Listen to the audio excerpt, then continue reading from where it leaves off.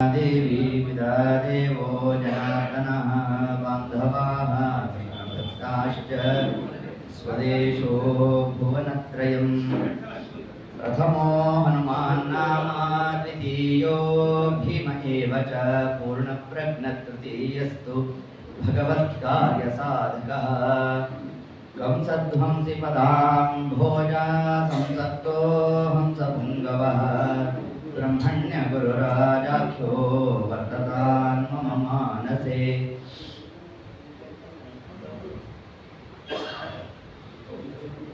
तं वन्दे नरसिंहतीर्थनिलयं श्रीव्यासराट् पूजितं ध्यायन्तं मनसा नृसिंहचरणं श्रीपादराजं गुरुम्। अर्थिकल्पितकल्पोऽयं प्रत्यर्थिगजकेसरी व्यासतीर्थगुरोर्भूयात् अस्मदिष्टार्थसिद्धये। कामधेनु यथा पूर्वं सर्वाभीष्टफलप्रदा तथा कलो वाजिराज श्रीपादो अभीष्टदः सदा। भूतराज नमस्तुभ्यं वाजिराज गुरोर्प्रियः विद्राव सर्वभादानः सदत्वं रक्षणं कुरु। पूज्याय राघवेन्द्राय सत्यधर्मरताय च भजतां कल्पवृक्षाय नमतां कामधेनवे। दुर्वादिध्वान्तरवये वैष्णवेन्दीवरेन्दवे श्रीराघवेन्द्रगुरवे नमो अत्यन्तदयालवे।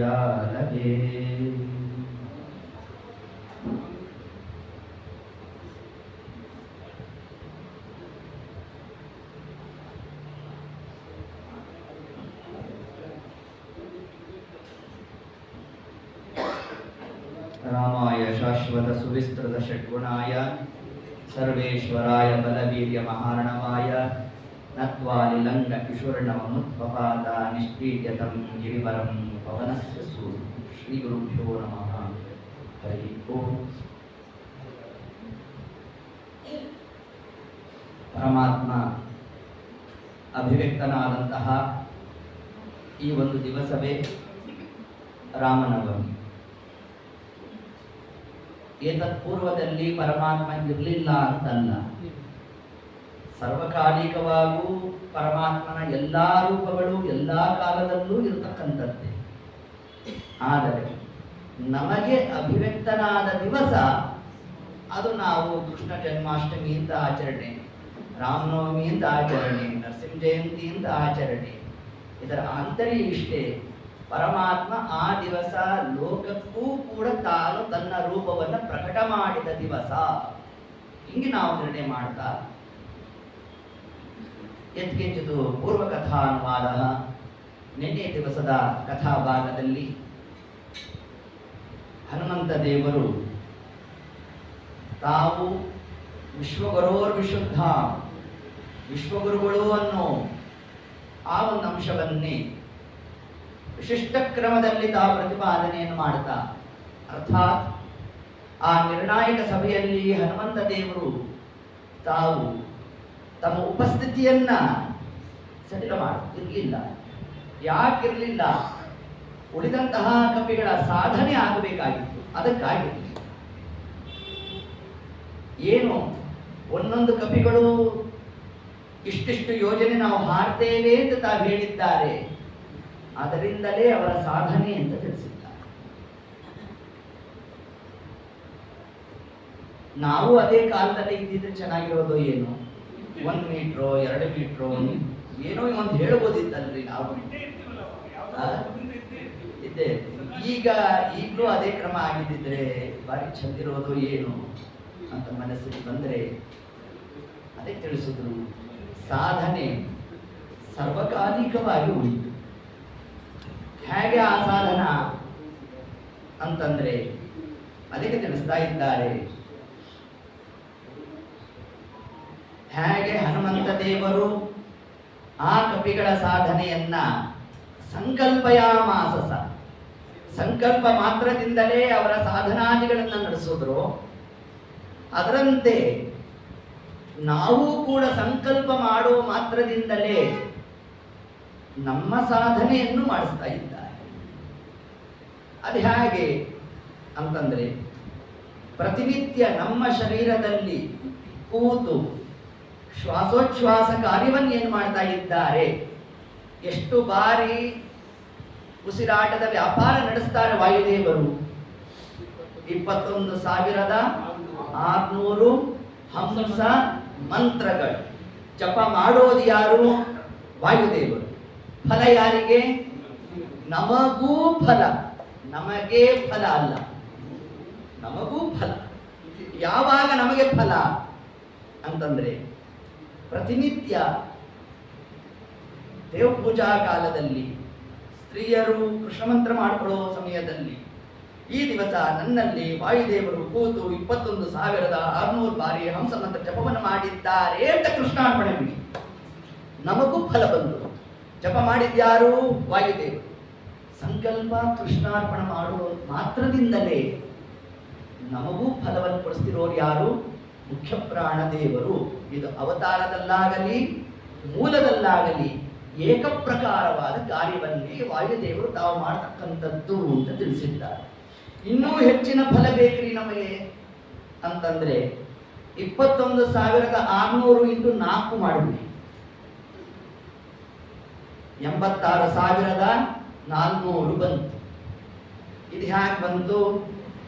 4 ಶರೀರ, ಸ್ಥೂಲ ದೇಹ, ಅನಿರುದ್ಧ ದೇಹ, ಲಿಂಗದೇಹ, ಸ್ವರೂಪ ದೇಹ. 4 ಶರೀರದಲ್ಲೂ ವಾಯುದೇವರ ವ್ಯಾಪಾರ ಉಂಟು. ಇದನ್ನು ನಾವು ಅತಿ ಸ್ಪಷ್ಟವಾಗಿ ತಿಳಿಬೇಕು. ಅನೇಕ ಕಡೆಯಲ್ಲಿ ವಾಯುದೇವರ ಸ್ವರೂಪ ದೇಹದಲ್ಲಿ ಪ್ರವೇಶ ಇಲ್ಲ ಅಂತ ಜಿಜ್ಞಾಸೆ ತೋರಿದ್ರು ಕೂಡ ಶ್ರೀಮದ್ ಆಚಾರ್ಯರು ಸ್ಪಷ್ಟವಾದ ನಿರೂಪಣೆಯನ್ನು ಕೊಟ್ಟಿದ್ದಾರೆ. ತ್ರಿವಿಕ್ರಮ ಪಂಡಿತಾಚಾರ್ಯರು ತಾವು ವಾಯುಸ್ತುತಿಯಲ್ಲೂ ಅದನ್ನು ತಾವು ಉಲ್ಲೇಖವನ್ನು ಮಾಡಿದ್ದಾರೆ. ಜಗನ್ನಾಥದಾಸರ ಹರಿಕಥಾಮೃತ ಸಾರದಲ್ಲಿ ತಾವು ತಿಳಿಸಿದ್ದಾರೆ. ಹೀಗೆ ಈ ಎಲ್ಲಾ ಕ್ರಮದಿಂದ ವಾಯುದೇವರ ವ್ಯಾಪಾರ ನಮ್ಮ 4 ಶರೀರದಲ್ಲೂ ಅವಶ್ಯವಾಗಿ ತಾವಿದ್ದು ಉಸಿರಾಟ ವ್ಯಾಪಾರವನ್ನು ನಡೆಸ್ತಾರೆ. ಹಾಗಾದರೆ 86,400 ಬಾರಿ ಹಂಸ ಮಂತ್ರ ಜಪವನ್ನ ಪ್ರತಿನಿತ್ಯ ಪ್ರತಿ ಜೀವರಾಶಿಗಳಲ್ಲಿ ವಾಯುದೇವರು ನಿಂತು ತಾವು ಮಾಡ್ತಾ ಇದ್ದಾರೆ ಅಂತ ನಾವು ಸಂಕಲ್ಪ ಮಾಡಿದ್ರೆ ಅಷ್ಟು ಫಲ ಬರುತ್ತಂತೆ. ಅಂತಹ ಫಲವನ್ನು ಕೊಡಿಸ್ತಕ್ಕಂತಹ ವಾಯುದೇವರನ್ನೇ ವಿಶ್ವಗುರೋರ್ ವಿಶುದ್ಧಾಂ ಹೀಗೆ ಹನುಮಂತ ದೇವರ ಸ್ತೋತ್ರವನ್ನು ಮಾಡುತ್ತಾ ಆಗ ರಾಮದೇವರು ಹತ್ರ ಕೇಳ್ಕೊಂಡ್ರಂತೆ. ನಮ್ಮ ಹನುಮಂತ ದೇವರು ಕರ್ಣಾಂತಮಾನೀಯ ಗುಣಗ್ರಹಿತ್ರ ರಾಮೇಣ ಮುಕ್ತೋ ರಣಕೋವಿದೇನ. ಕರ್ಣಾಂತಮಾನೀಯ ಹತ್ರ ಕೇಳ್ಕೊಂಡ್ರಂತೆ. 2 ಕ್ರಮದಲ್ಲಿ ಪಂಡಿತಾಚಾರ್ಯರು ತಾವಿಲ್ಲಿ ವಿಷಯ ಮಂಡನೆ ಮಾಡಿದ್ದಾರೆ. ಒಂದಾಗಿ ಕರ್ಣಾಂತಮಾನೀಯ ಹನುಮಂತ ದೇವರನ್ನು ಎಳ್ಕೊಂಡು ಏನು ಮಾಡಿದ್ರಂತೆ? ಗುಟ್ಟು ಹೇಳಿದ್ರು. ಏನು ಗುಟ್ಟು ಅಂತಂದ್ರೆ, ಅದು ಗುಟ್ಟಲ್ವಾ, ಇಷ್ಟು ಬೇಗ ರಟ್ಟು ಮಾಡೋದು ಬೇಡ ಅಂತ ಎಲ್ಲಿ ಹೇಳಬೇಕು ಅಂತ ರಾಮದೇವರು ಸೂಚನೆ ಕೊಟ್ಟಿದ್ದಾರೋ ಆ ಪ್ರಸಂಗದಲ್ಲಿ ಆ ಗುಟ್ಟನ್ನು ನೋಡೋಣ. ಒಟ್ಟಾರೆ ಗುಟ್ಟನ್ನ ಹೇಳ್ತಾ ಹನುಮಂತ ದೇವರನ್ನ ಕಳಿಸ್ಕೊಟ್ಟಿದ್ದಾರೆ. ಇನ್ನು ಪುನಃ ಕರ್ಣಾಂತಮಾನೀಯ ಗುಣಗ್ರಹಿತ್ರ ರಾಮದೇವರು ಹನುಮಂತ ದೇವರನ್ನ ಬಾಣದಂತನೇ ಪ್ರಯೋಗ ಮಾಡಿದ್ರು. ನಿನ್ನೆ ದಿವಸ ಏತದಂಶವನ್ನು ನೋಡಿದ್ದೇವೆ. ಪರಮಾತ್ಮನ ಬಾಣಕ್ಕೆ ವಾಯುದೇವರು ಎಷ್ಟು ರೂಪದಿಂದ ತಾವಲ್ಲಿ ಅಭಿಮಾನಿಗಳಾಗಿದ್ದಾರೆ? 5 ರೂಪದಿಂದ ತಾವಲ್ಲಿ ಅಭಿಮಾನಿಗಳಾಗಿದ್ದಾರೆ. ಇತರ ದೇವತೆಗಳು 4 ಮಂದಿ: ವಿನಾಯಕ, ಪ್ರವಹವಾಯು, ಸೂರ್ಯ, ಅಗ್ನಿ. ಇವರೆಲ್ಲ ಅವಾಂತರ ಅಭಿಮಾನಿಗಳಾದರೆ ಮುಖ್ಯವಾಗಿ ಅಭಿಮಾನಿಗಳಾಗಿರ್ತಕ್ಕಂತಹ ಹನುಮಂತ ದೇವರನ್ನೇ ಪರಮಾತ್ಮ ತಾನು ಬಾಣವನ್ನಾಗಿ ಪ್ರಯೋಗ ಮಾಡುತ್ತಾ ಸತ್ಪಕ್ಷಪಾತಿ ಪ್ರದರೋ ಯಥಾರ್ಯ, ಯಾರ್ಯಾರಿಗೆ ಯಾವ್ಯಾವ ಕ್ರಮದಲ್ಲಿ ಅನುಗ್ರಹ ಮಾಡಬೇಕೋ ಅದಕ್ಕೆ ಅನುಗುಣವಾಗಿ ಅನುಗ್ರಹ ಮಾಡುವಂತ ಕಳಿಸಿದ್ದಾನಂತೆ ಪರಮಾತ್ಮ. ತತ್ಕಾಲಕ್ಕೆ ಹನುಮಂತ ದೇವರು ಮಹೇಂದ್ರ ಪರ್ವತವನ್ನು ಏರೋಣ, ಏರಿದ ಕಾಲಕ್ಕೆ ಹಾರಿದ್ದಲ್ಲ. ಹಾಗೆ ಹಾರಿದ್ರೆ ಅದು ಸುಂದರ ಕಾಂಡ ಆಗ್ತಾ ಇರಲಿಲ್ಲ. ಇವತ್ತೊಂದು ವಿಮಾನನೂ ಹಾರುತ್ತೆ. ನಿಮ್ಮ ಹನುಮಂತ ದೇವರು ಅವಾಗ ಹಾರಿದ್ರು ಅಂತ ಅಷ್ಟೇ ವಿಷಯ ಆಗಿರೋದು. ಆದರೆ ಹಾರುವ ಪ್ರತಿ ಕ್ಷಣದಲ್ಲೂ ಕೂಡ ಪರಮಾತ್ಮನನ್ನ ಸ್ಮರಣೆ ಮಾಡಿದ್ದಾರೆ. ಮೊದಲಿಗೆ ಹನುಮಂತ ದೇವರು ಮಾಡಿದ ಕಾರ್ಯ ಏನು?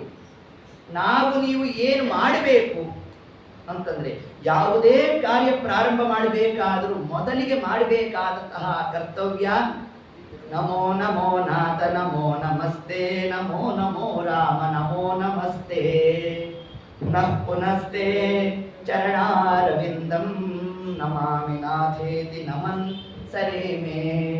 ರಾಮದೇವರಿಗೆ ನಮಸ್ಕಾರದ ಓರವನ್ನೇ ಹರಿಸಿಬಿಟ್ಟಿದ್ದಾರೆ. ಎಷ್ಟು ನಮಸ್ಕಾರ ಹೇಳಿದ್ದಾರೆ ಇಲ್ಲಿ ಪಂಡಿತಾಚಾರ್ಯರು? 8 ನಮಸ್ಕಾರವನ್ನು ಹೇಳ್ತಾರೆ. 8 ನಮಸ್ಕಾರವನ್ನೇ ಯಾಕೆ ಹೇಳಿದ್ರು ಅಂತಂದ್ರೆ, ವಾಯುದೇವರು ತಮ್ಮ ಶಿಷ್ಯನಾದ ದೇವಶರ್ಮ ಬ್ರಾಹ್ಮಣನಿಗೆ ಉಪದೇಶ ಮಾಡಬೇಕಾದರೆ 8 ನಮಸ್ಕಾರಗಳನ್ನ ತಿಳಿಸಿದ್ರಂತೆ. ಆ 8 ನಮಸ್ಕಾರ ಯಾಕೆ ಅಂತ ಶಿಷ್ಯನಾದ ದೇವಶರ್ಮ ಬ್ರಾಹ್ಮಣ ತಾನು ಪ್ರಶ್ನೆ ಮಾಡಿದಾಗ, ಪರಮಾತ್ಮನ ಅಷ್ಟಕರ್ತೃತ್ವಗಳಿಗೆ ಒಂದೊಂದು ನಮಸ್ಕಾರ ಅಂತ ತಾವು ಉಲ್ಲೇಖ ಮಾಡಿದ್ರಂತೆ. ನೋಡಿ, ಇದೆಲ್ಲಿ ಬರುತ್ತೆ? ಆದಿತ್ಯ ಪುರಾಣಾಂತರ್ಗತ ಶ್ರೀನಿವಾಸ ಕಲ್ಯಾಣದಲ್ಲಿ ಈ ಒಂದು ಅಂಶವನ್ನ ಸಾಕ್ಷಾತ್ ವಾಯುದೇವರು ತಾವು ನಿರೂಪಣೆಯನ್ನು ಮಾಡ್ತಾರೆ.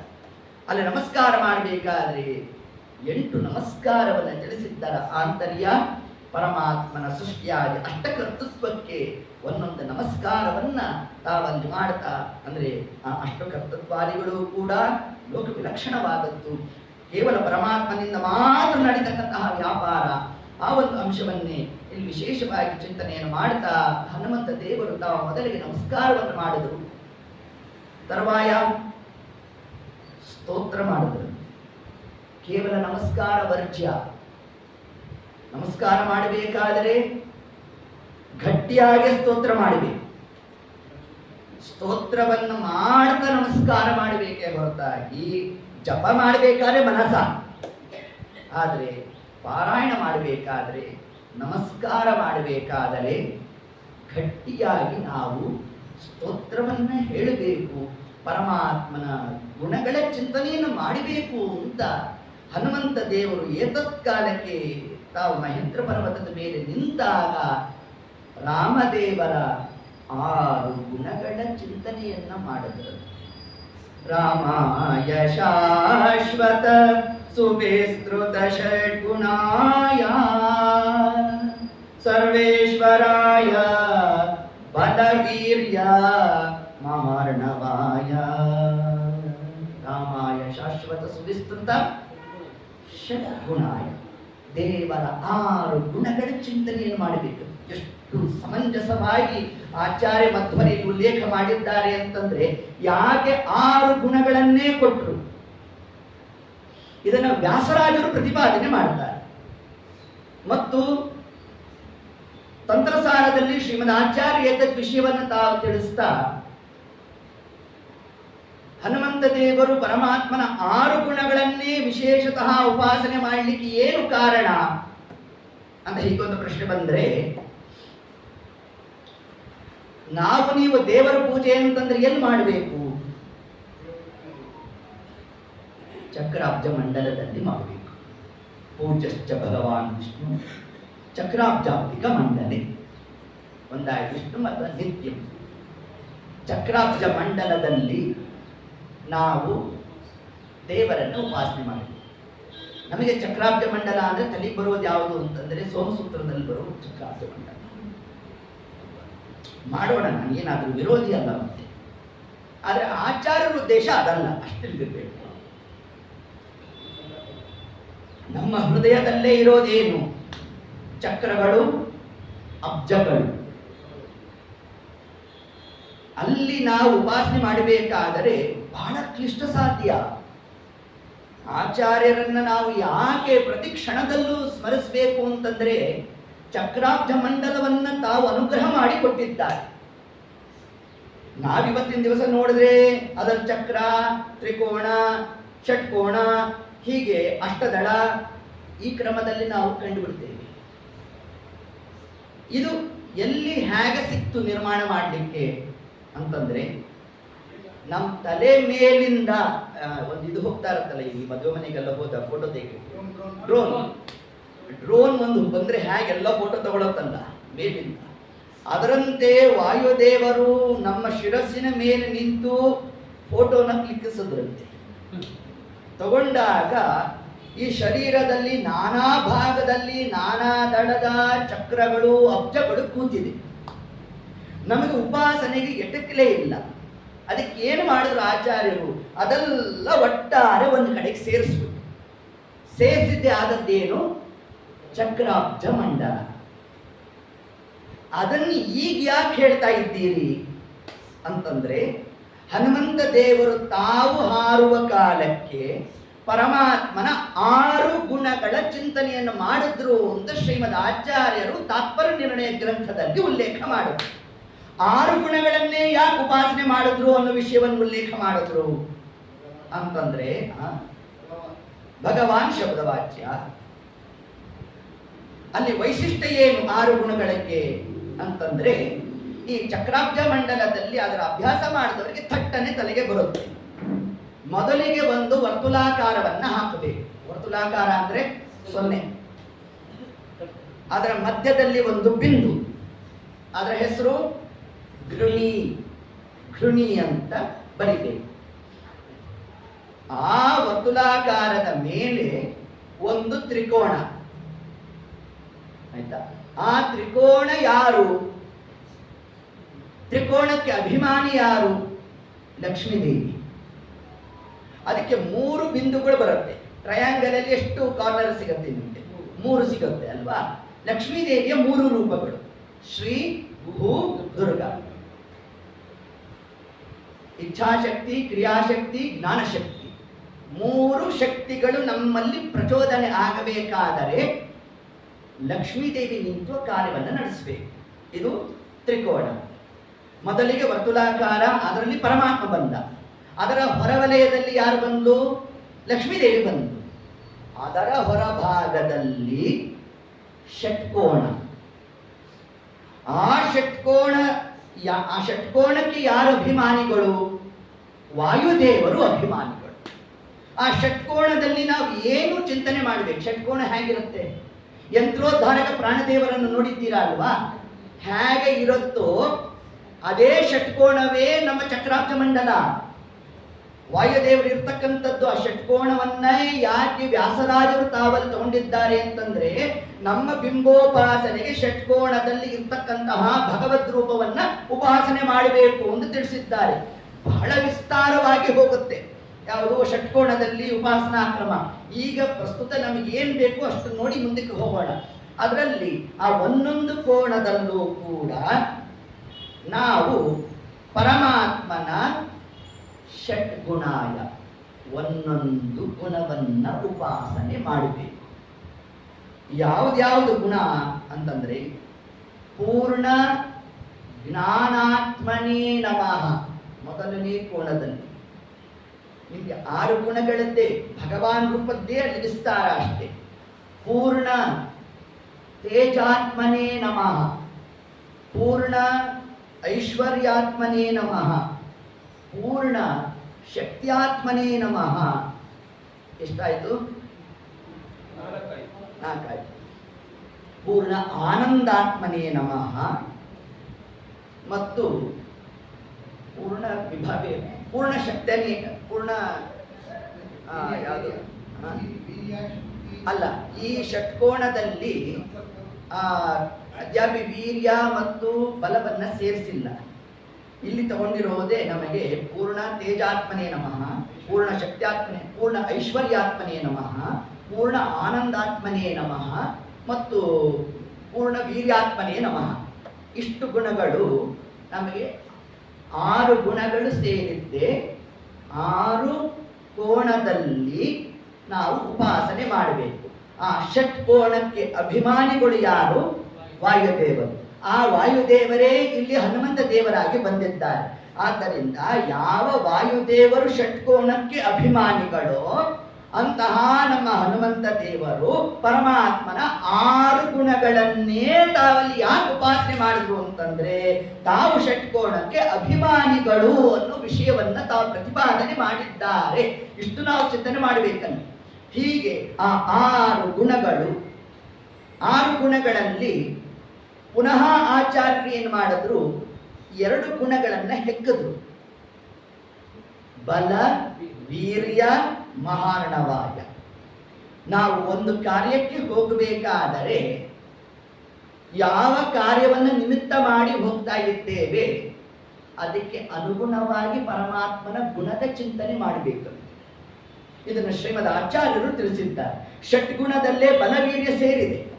ಆದರೂ ಕೂಡ ಪ್ರತ್ಯೇಕವಾಗಿ ಬಲವೀರ್ಯ ಮಹಾರ್ಣವಾಯ ಅಂತ ಯಾಕೆ ಸ್ತೋತ್ರ ಮಾಡಿದ್ರು ಹನುಮಂತ ದೇವರು ಅಂತಂದ್ರೆ, ಈಗ ಪ್ರಸ್ತುತ ತಾವು ಹಾರಬೇಕಾದರೆ ಬೇಕಾದದ್ದು ಯಾವುದು?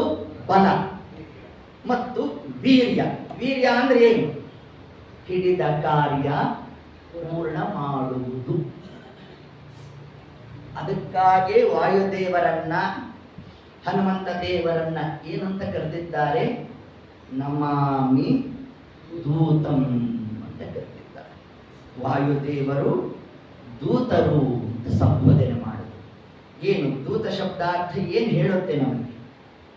ದೂತ ಅಂತಂದ್ರೆ ದೂಗತವು, ಯಾರು ಸಂಚಾರ ಮಾಡ್ತಾ ಸೇವೆಯನ್ನ ಮಾಡ್ತಾರೋ ಅವರನ್ನ ದೂತ ಅಂತ ಕರೆದಿದ್ದಾರೆ. ಈ ದೂತರಲ್ಲಿ 2 ಪ್ರಕಾರವಾದ ದೂತರು, ಉತ್ಕೃಷ್ಟ ದೂತರು, ನಿಕೃಷ್ಟ ದೂತರು. ವಾಯುದೇವರು ಉತ್ಕೃಷ್ಟ ದೂತರು, ನಿಕೃಷ್ಟ ದೂತರು? ಉತ್ಕೃಷ್ಟ ದೂತರು ಅಲ್ಲ, ನಿಕೃಷ್ಟ ದೂತರು. ನೀವು ವಾಯುದೇವರನ್ನು ಹೊಗಳಿಕ್ಕೆ ಬಂದಿದ್ದೀರೋ, ಬೈಲಿಕ್ಕೆ ಬಂದಿದ್ದೀರೋ? ನಾವು ಹೊಗಳಿಕ್ಕೆ ಬಂದದ್ದು. ನಾವು ವಾಯುದೇವರನ್ನ ಉತ್ಕೃಷ್ಟ ದೂತರು ಅಂತ ನಾವು ಸ್ತೋತ್ರ ಮಾಡಿದ್ರೆ ಮಾತ್ರ ವಾಯುದೇವರು ಪ್ರೀತರಾಗ್ತಾರಂತೆ. ಯಾಕೆ ವಾಯುದೇವರು ಅರ್ಥಾತ್ ಹನುಮಂತ ದೇವರು ನಿಕೃಷ್ಟ ದೂತರು ಅಂತಂದ್ರೆ, ಉತ್ಕೃಷ್ಟ ದೂತ ಪರಮಾತ್ಮ ತಾನು ಎಲ್ಲಾ ಕಡೆಯಲ್ಲೂ ಸಂಚಾರ ಮಾಡ್ತಾ ಯಾರ್ಯಾರಿಗೆ ಏನೇನು ಫಲ ಕೊಡಬೇಕೋ ಆ ಫಲವನ್ನು ಕೊಡ್ತಕ್ಕಂಥವ ಪರಮಾತ್ಮ. ತನ್ನ ಸ್ವೇಚ್ಛಾನುಸಾರ ಕಾರ್ಯವನ್ನು ಪ್ರವೃತ್ತ ಮಾಡ್ತಾನೆ. ಆದರೆ ವಾಯುದೇವರು ತಮ್ಮ ಸ್ವೇಚ್ಛಾನುಸಾರ ಕಾರ್ಯ ಮಾಡಲಿಕ್ಕಾಗೋಲ್ಲ. ಭಗವತ್ ಆಜ್ಞಾನುಸಾರ ತಾವು ಕಾರ್ಯವನ್ನು ಮಾಡಬೇಕು. ಆದ್ದರಿಂದ ವಾಯುದೇವರೇನಾದರೂ ನಿಕೃಷ್ಟ ದೂತರು. ಆ ನಿಕೃಷ್ಟ ದೂತರಲ್ಲಿ ಪುನಃ ಅನೇಕ ಪ್ರಕಾರ. ನಿಸೃಷ್ಟ ದೂತರು, ಶಾಸನ ಹರದೂತರು, ಮಿತಹರ ದೂತರು. ಇದರಲ್ಲಿ ಹನುಮಂತ ದೇವರು ಯಾವ ದೂತ ಅಂತಂದ್ರೆ ನಿಸೃಷ್ಟ ದೂತ. ಇಲ್ಲಿ ನಿಕೃಷ್ಟ ಅಲ್ಲ, ನಿಸೃಷ್ಟ ಅಂತಂದ್ರೆ ಏನರ್ಥ? ಹಿಡಿದ ಕಾರ್ಯವನ್ನ ಪೂರ್ಣ ಮಾಡೋದು ಅಷ್ಟ ಮಾತ್ರ ಅಲ್ಲ, ಹೇಳಿದ ಸಮಯದಲ್ಲೇ ಮಾಡಿರಬೇಕು. ಅಷ್ಟ ಮಾತ್ರ ಅಲ್ಲ, ಯಜಮಾನನ ಭಾವವನ್ನ ತಿಳಿದು ಕಾರ್ಯವನ್ನ ಪ್ರವೃತ್ತ ಮಾಡಿರಬೇಕು. ಯಜಮಾನ ಹೇಳಿದ ಕಾರ್ಯವನ್ನೂ ಮಾಡಿರಬೇಕು, ಯಜಮಾನ ಹೇಳದೇ ಇರುವ ಕಾರ್ಯವನ್ನೂ ಮಾಡಿರಬೇಕು. ಹೇಳಿಲ್ಲದೇ ಇರೋ ಕಾರ್ಯ ಮಾಡಿದಾಗ ಯಜಮಾನನಿಗೆ ಅದರಿಂದ ಆನಂದ ಆಗಬೇಕು, ಸಿಟ್ಟು ಬರಬಾರದು. ಈಗ ಹನುಮಂತ ದೇವರಿಗೆ ಶಕ್ತಿ ಇದೆ ಅಂತ ರಾವಣನನ್ನ ಸಂಹಾರ ಮಾಡಿ ಬಂದಿದ್ದಿದ್ರೆ ರಾಮದೇವರಿಗೆ ಸಂತೋಷ ಆಗೋದು, ಕೋಪ ಬಂದಿರೋದು. ಯಾಕೆ? ಪರಮಾತ್ಮ ಮಾತು ಕೊಟ್ಟಿದ್ದಾನೆ, ನಾನೇ ಬಂದು ಸಂಹಾರ ಮಾಡ್ತೇನೆ ಅಂತ. ನಾನು ಮಾತು ಕೊಟ್ಟಿದ್ದೆ ಹನುಮ, ನಾನು ನಿನಗೆ ಹೇಳಿದ್ದ ಅಂತ ಕೇಳ್ಬಿಟ್ಟಿರೋ ನೋಡಿ. ಆದ್ರಿಂದ ಪರಮಾತ್ಮನ ಭಾವವನ್ನ ತಿಳಿದಿದ್ರು. ಅಭಿಜಾತಃ, ಒಳ್ಳೆ ವಂಶದಲ್ಲಿ ಬಂದಿರಬೇಕಂತೆ ದೂತನಾದವನು. ಮತ್ತು ಧೃತಿ ಸ್ಥಿತಿ ಪ್ರಾಣ ಬಲೇಶು ಯೋಗಿ, ತಾನು ಎಂತಹ ಪ್ರಸಂಗದಲ್ಲೂ ಕೂಡ ಧೃತಿಗೆಡಬಾರದು. ಭಾರಕ್ಕೆ ಬೆಂಕಿ ಹಚ್ಚಿದ್ದಾರೆ ಏನೋ ಕತೆ ಅಲ್ಲ, ಅಲ್ಲೂ ಕಾರ್ಯಪ್ರವೃತ್ತ ಮಾಡಬೇಕು. ಇಷ್ಟೆಲ್ಲ ಮಾಡ್ತಕ್ಕಂತಹ ಸಾಮರ್ಥ್ಯ ಯಾರಿಗಿದೆಯೋ ಅಂಥವರನ್ನು ಏನಂತ ಕರೆದಿದ್ದಾರೆ? ನಮಾಮಿ ದೂತಂ. ಇಷ್ಟೂ ದೂತರ ಲಕ್ಷಣ ಅದು ಹನುಮಂತ ದೇವರಲ್ಲಿ ಇರ್ತಕ್ಕಂಥದ್ದು ಅಂತ ನಾವಿಲ್ಲಿ ಸ್ಮರಣೆಯನ್ನ ಮಾಡುತ್ತಾ ಆ ಪರಮಾತ್ಮನ ಗುಣೋಪಾಸನೆಯನ್ನ ಮಾಡಿದ ನಂತರ ಹನುಮಂತ ದೇವರು ನಿಷ್ಪೀಡ್ಯತಂ ಗಿರಿವರಂ ಪವನಸ್ಯ ಸೂನು. ನಿಷ್ಪೀಡ್ಯ, ಒತ್ತದ್ರಂತೆ ಮಹೇಂದ್ರ ಪರ್ವತ. ಚಚಾಲ ಅಚಲಶ್ಚಾಪಿ ಎಂದ್ರು ಆಚಾರ್ಯ. ಯಾವಾಗ ಪರ್ವತವನ್ನು ಒತ್ತಿದ್ದಾರಲ್ಲ, ಆ ಪರ್ವತ ಬೆಟ್ಟ ಅಲ್ಲಾಡ್ತಂತೆ. ಯಾವುದು ಜಡವೋ ಅದನ್ನ ಅಜಡ ಮಾಡಿದ್ರಂತೆ. ನಾವು ಈ ಪ್ರಸಂಗವನ್ನು ಚಿಂತನೆ ಮಾಡಿದರೆ ದೇವರ ವಿಷಯದಲ್ಲಿ ಜಡವತ್ತು ಕೂತಿರ್ತೇವಂತೆ. ಇವತ್ತು ಸಾಯಂಕಾಲ ಉಪನ್ಯಾಸ ಇದೆ, ಬರ್ತೀರಾ? ಬರಲ್ಲ ಅಂತ ಹೇಳೋಕ್ ಭಯ, ಬರ್ತೀನಿ ಅಂತ ಹೇಳಲಿಕ್ಕೆ ಮನಸ್ಸಿಲ್ಲ, ಸುಮ್ಮನೆ ಕೂತಿದ್ದೀವಿ. ಹಾಗಾದ್ರೆ ಇಂತಹ ಜಾಡ್ಯ ನಮ್ಮಿಂದ ಹೋಗಬೇಕಾದ್ರೆ ಅಜಾಡ್ಯಂ ವಾಕ್ಪಟುತ್ವಂಚ ಹನುಮತ್ ಸ್ಮರಣಾದ್ಭವೆ. ಎಂತಹ ಜಾಡ್ಯ ಬಿಡಿಸ್ತಾರೆ ಅಂತಂದ್ರೆ ಪರ್ವತ ಬೆಟ್ಟದಂತೆ ಇದ್ರೂ ಕೂಡ ಚಚಾಲ, ಅದನ್ನೂ ಕೂಡ ಅಲ್ಲಾಡಿಸಿದ್ದಾರಂತೆ. ಹೀಗೆ ಯಾವಾಗ ಪರ್ವತಾದಿಗಳೆಲ್ಲ ಅಲ್ಲಾಡಿತೋ ಓಡ್ದಂಥ ನಾದ ಬಂತು. ಆ ನಾದವನ್ನೇ ಕಂಠಾನಾದ ಅಂತಂದು. ರಾಮದೇವರ ಪೂಜೆ ಆಗ್ಬೇಕಲ್ಲ, ಅದಕ್ಕೆ ಇದರ ಹೆಸರು ಸುಂದರಕಾಂಡ. ಸುಮ್ಮನೆ ಸುಂದರಕಾಂಡ ಅಂತ ಕರೆದದ್ದಲ್ಲ. ಯಾಕೆ ಈ ಕಾಂಡವನ್ನು ಸುಂದರಕಾಂಡ ಅಂತ ಕರೆದ್ರು? ಸುಂದ ನಾಮಕನಾದ ಪರಮಾತ್ಮನಿಗೆ ರಮತೆ ಆನಂದವನ್ನ ಕೊಟ್ಟಂತಹ ಕಾಂಡ. ಸುಂದ ಅಂದ್ರೆ ಯಾರು? ಪರಮಾತ್ಮ. ಯಾಕೆ ದೇವರನ್ನು ಸುಂದ ಅಂತ ಕರೀತೇವೆ ಅಂದ್ರೆ ಅವನ ಕಾರುಣ್ಯದಲ್ಲಿ ನಮ್ಮನ್ನ ಯಾರು ತೊಯಿಸ್ತಾ ಇದ್ದಾನೋ ಅಂತಹ ಪರಮಾತ್ಮನೇ ಸುಂದ ಅಂತ ಹೆಸರು. ಅಂತಹ ಪರಮಾತ್ಮನಿಂದಲೇ ರಮತೆ ಆನಂದವನ್ನು ಪಡೋಳು ಯಾರು? ಸೀತಾದೇವಿ. ಹಾಗಾದ್ರೆ ಸುಂದರ ಅಂದ್ರೆ ಸೀತಾ ರಾಮಚಂದ್ರ ದೇವರು ಅಂತ ಅರ್ಥ. ಇನ್ನ ಸುಂದರ ಅಂತಂದ್ರೆ ಯಾಕೆ ಇದನ್ನು ಕರೆದ್ರು ಅಂತಂದ್ರೆ ಹನುಮಂತ ದೇವರಿಗೆ ಪರೀಕ್ಷಾ ಕಾಂಡ ಇದು. ಎಕ್ಸಾಮಿನೇಷನ್ ಸೆಂಟರ್ ಎಲ್ಲಿ? ಲಂಕಾಪುರ. ಅವ್ರು ಕೂತ್ಕೊಳ್ಳೋ ಬೆಂಚ್ ಯಾವುದು? ಶಿಂಶುಭಾ ವೃಕ್ಷ. ಎಕ್ಸಾಮಿನರ್ ಯಾರು? ಸೀತಾದೇವಿ. ಕ್ವಶನ್ ಏನು? ನನ್ನ ಪತಿ ಹೇಗಿದ್ದಾನೆ ಹೇಳು ಅಂತ ಪ್ರಶ್ನೆ. ಯಾವ ಲಕ್ಷ್ಮೀದೇವಿ ಸದಾಕಾಲ ವೇದಾಭಿಮಾನಿನಿ ಆಗಿದ್ದಾಳೆ, ದೇವರೊಟ್ಟಿಗೆ ಇರ್ತಕ್ಕಂತಹ ಆ ಸೀತಾಮಾತೆ ತಾನು ಪ್ರಶ್ನೆಯನ್ನು ಮಾಡ್ತಾ ಇದ್ದಾಳಂತೆ, ನನ್ನ ಪತಿಯಾದ ರಾಮಚಂದ್ರ ಹೇಗಿದ್ದಾನೆ ಅಂತ ವರ್ಣನೆ ಮಾಡು ಅಂತ ಕೇಳಿದಾಗ ಎಷ್ಟು ಸುಂದರವಾಗಿ ನಮ್ಮ ಹನುಮಂತ ದೇವರು ಪರಮಾತ್ಮನ ಅರ್ಥಾತ್ ರಾಮದೇವರ ವರ್ಣನೆಯನ್ನು ಮಾಡಿದ್ದಾರೆ ಅಂತಂದ್ರೆ ಇನ್ನು ಇಡೀ ಜೀವಕೋಟಿಯಲ್ಲಿ ಯಾರೂ ಕೂಡ ಅಷ್ಟು ಸುಂದರವಾದ ವರ್ಣನೆ ಮಾಡಲಿಕ್ಕೆ ಸಾಧ್ಯವಿಲ್ಲ. ಆದ್ದರಿಂದ ಆ ಕಾಂಡವನ್ನು ಏನಂತ ಕರೆದ್ರು? ಸುಂದರ ಕಾಂಡ ಅಂತ ಕರೆದ್ರು.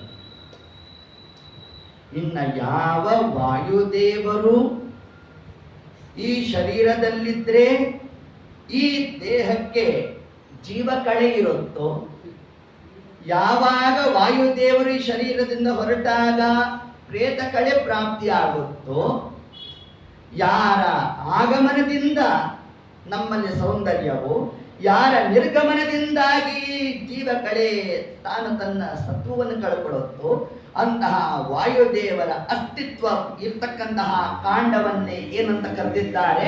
ಸುಂದರ ಕಾಂಡ ಅಂತ ಕರೆದರು. ಹೀಗೆ ಕರೀತಾ ಒಂದೊಂದು ಪ್ರಸಂಗವು ಅತ್ಯಂತ ಸುಂದರಮಯವಾಗಿ ಹನುಮಂತ ದೇವರು ತಾವಲ್ಲಿ ಕಾರ್ಯವನ್ನ ಪೂರ್ಣ ಮಾಡಿದ್ದಾರೆ.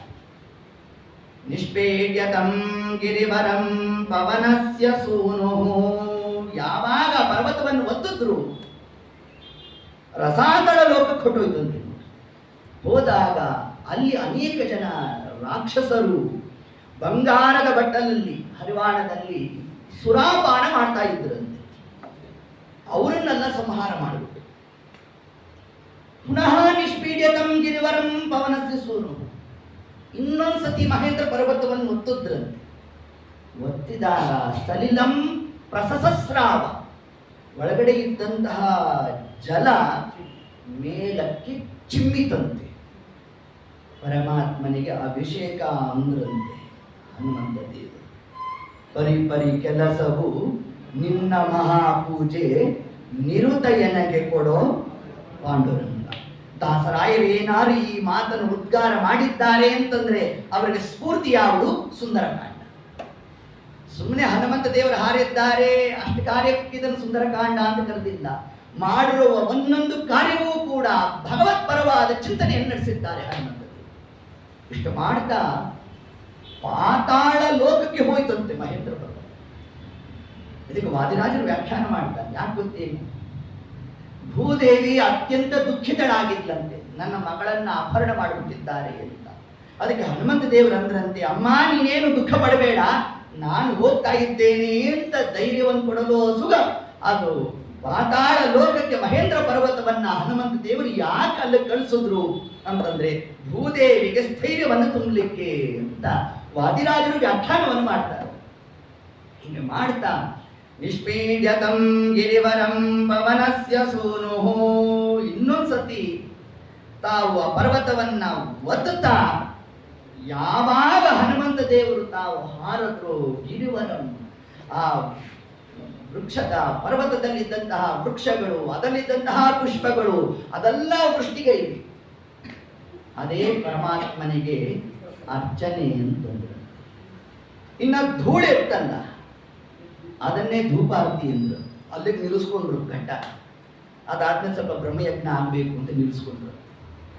ತರುವಾಯ ಏನು ಮಾಡಿದ್ರು? ಚುಕ್ಷೋಭವಾರಿದೆ ಗಣೇರನು ಪ್ರಯಯೋಚ ಶೀಘ್ರಂ ಯಾದೋ ಗಣೇಶ ಸಹ ತದೀಯ ಬಲಾಭಿಕೃಷ್ಟ.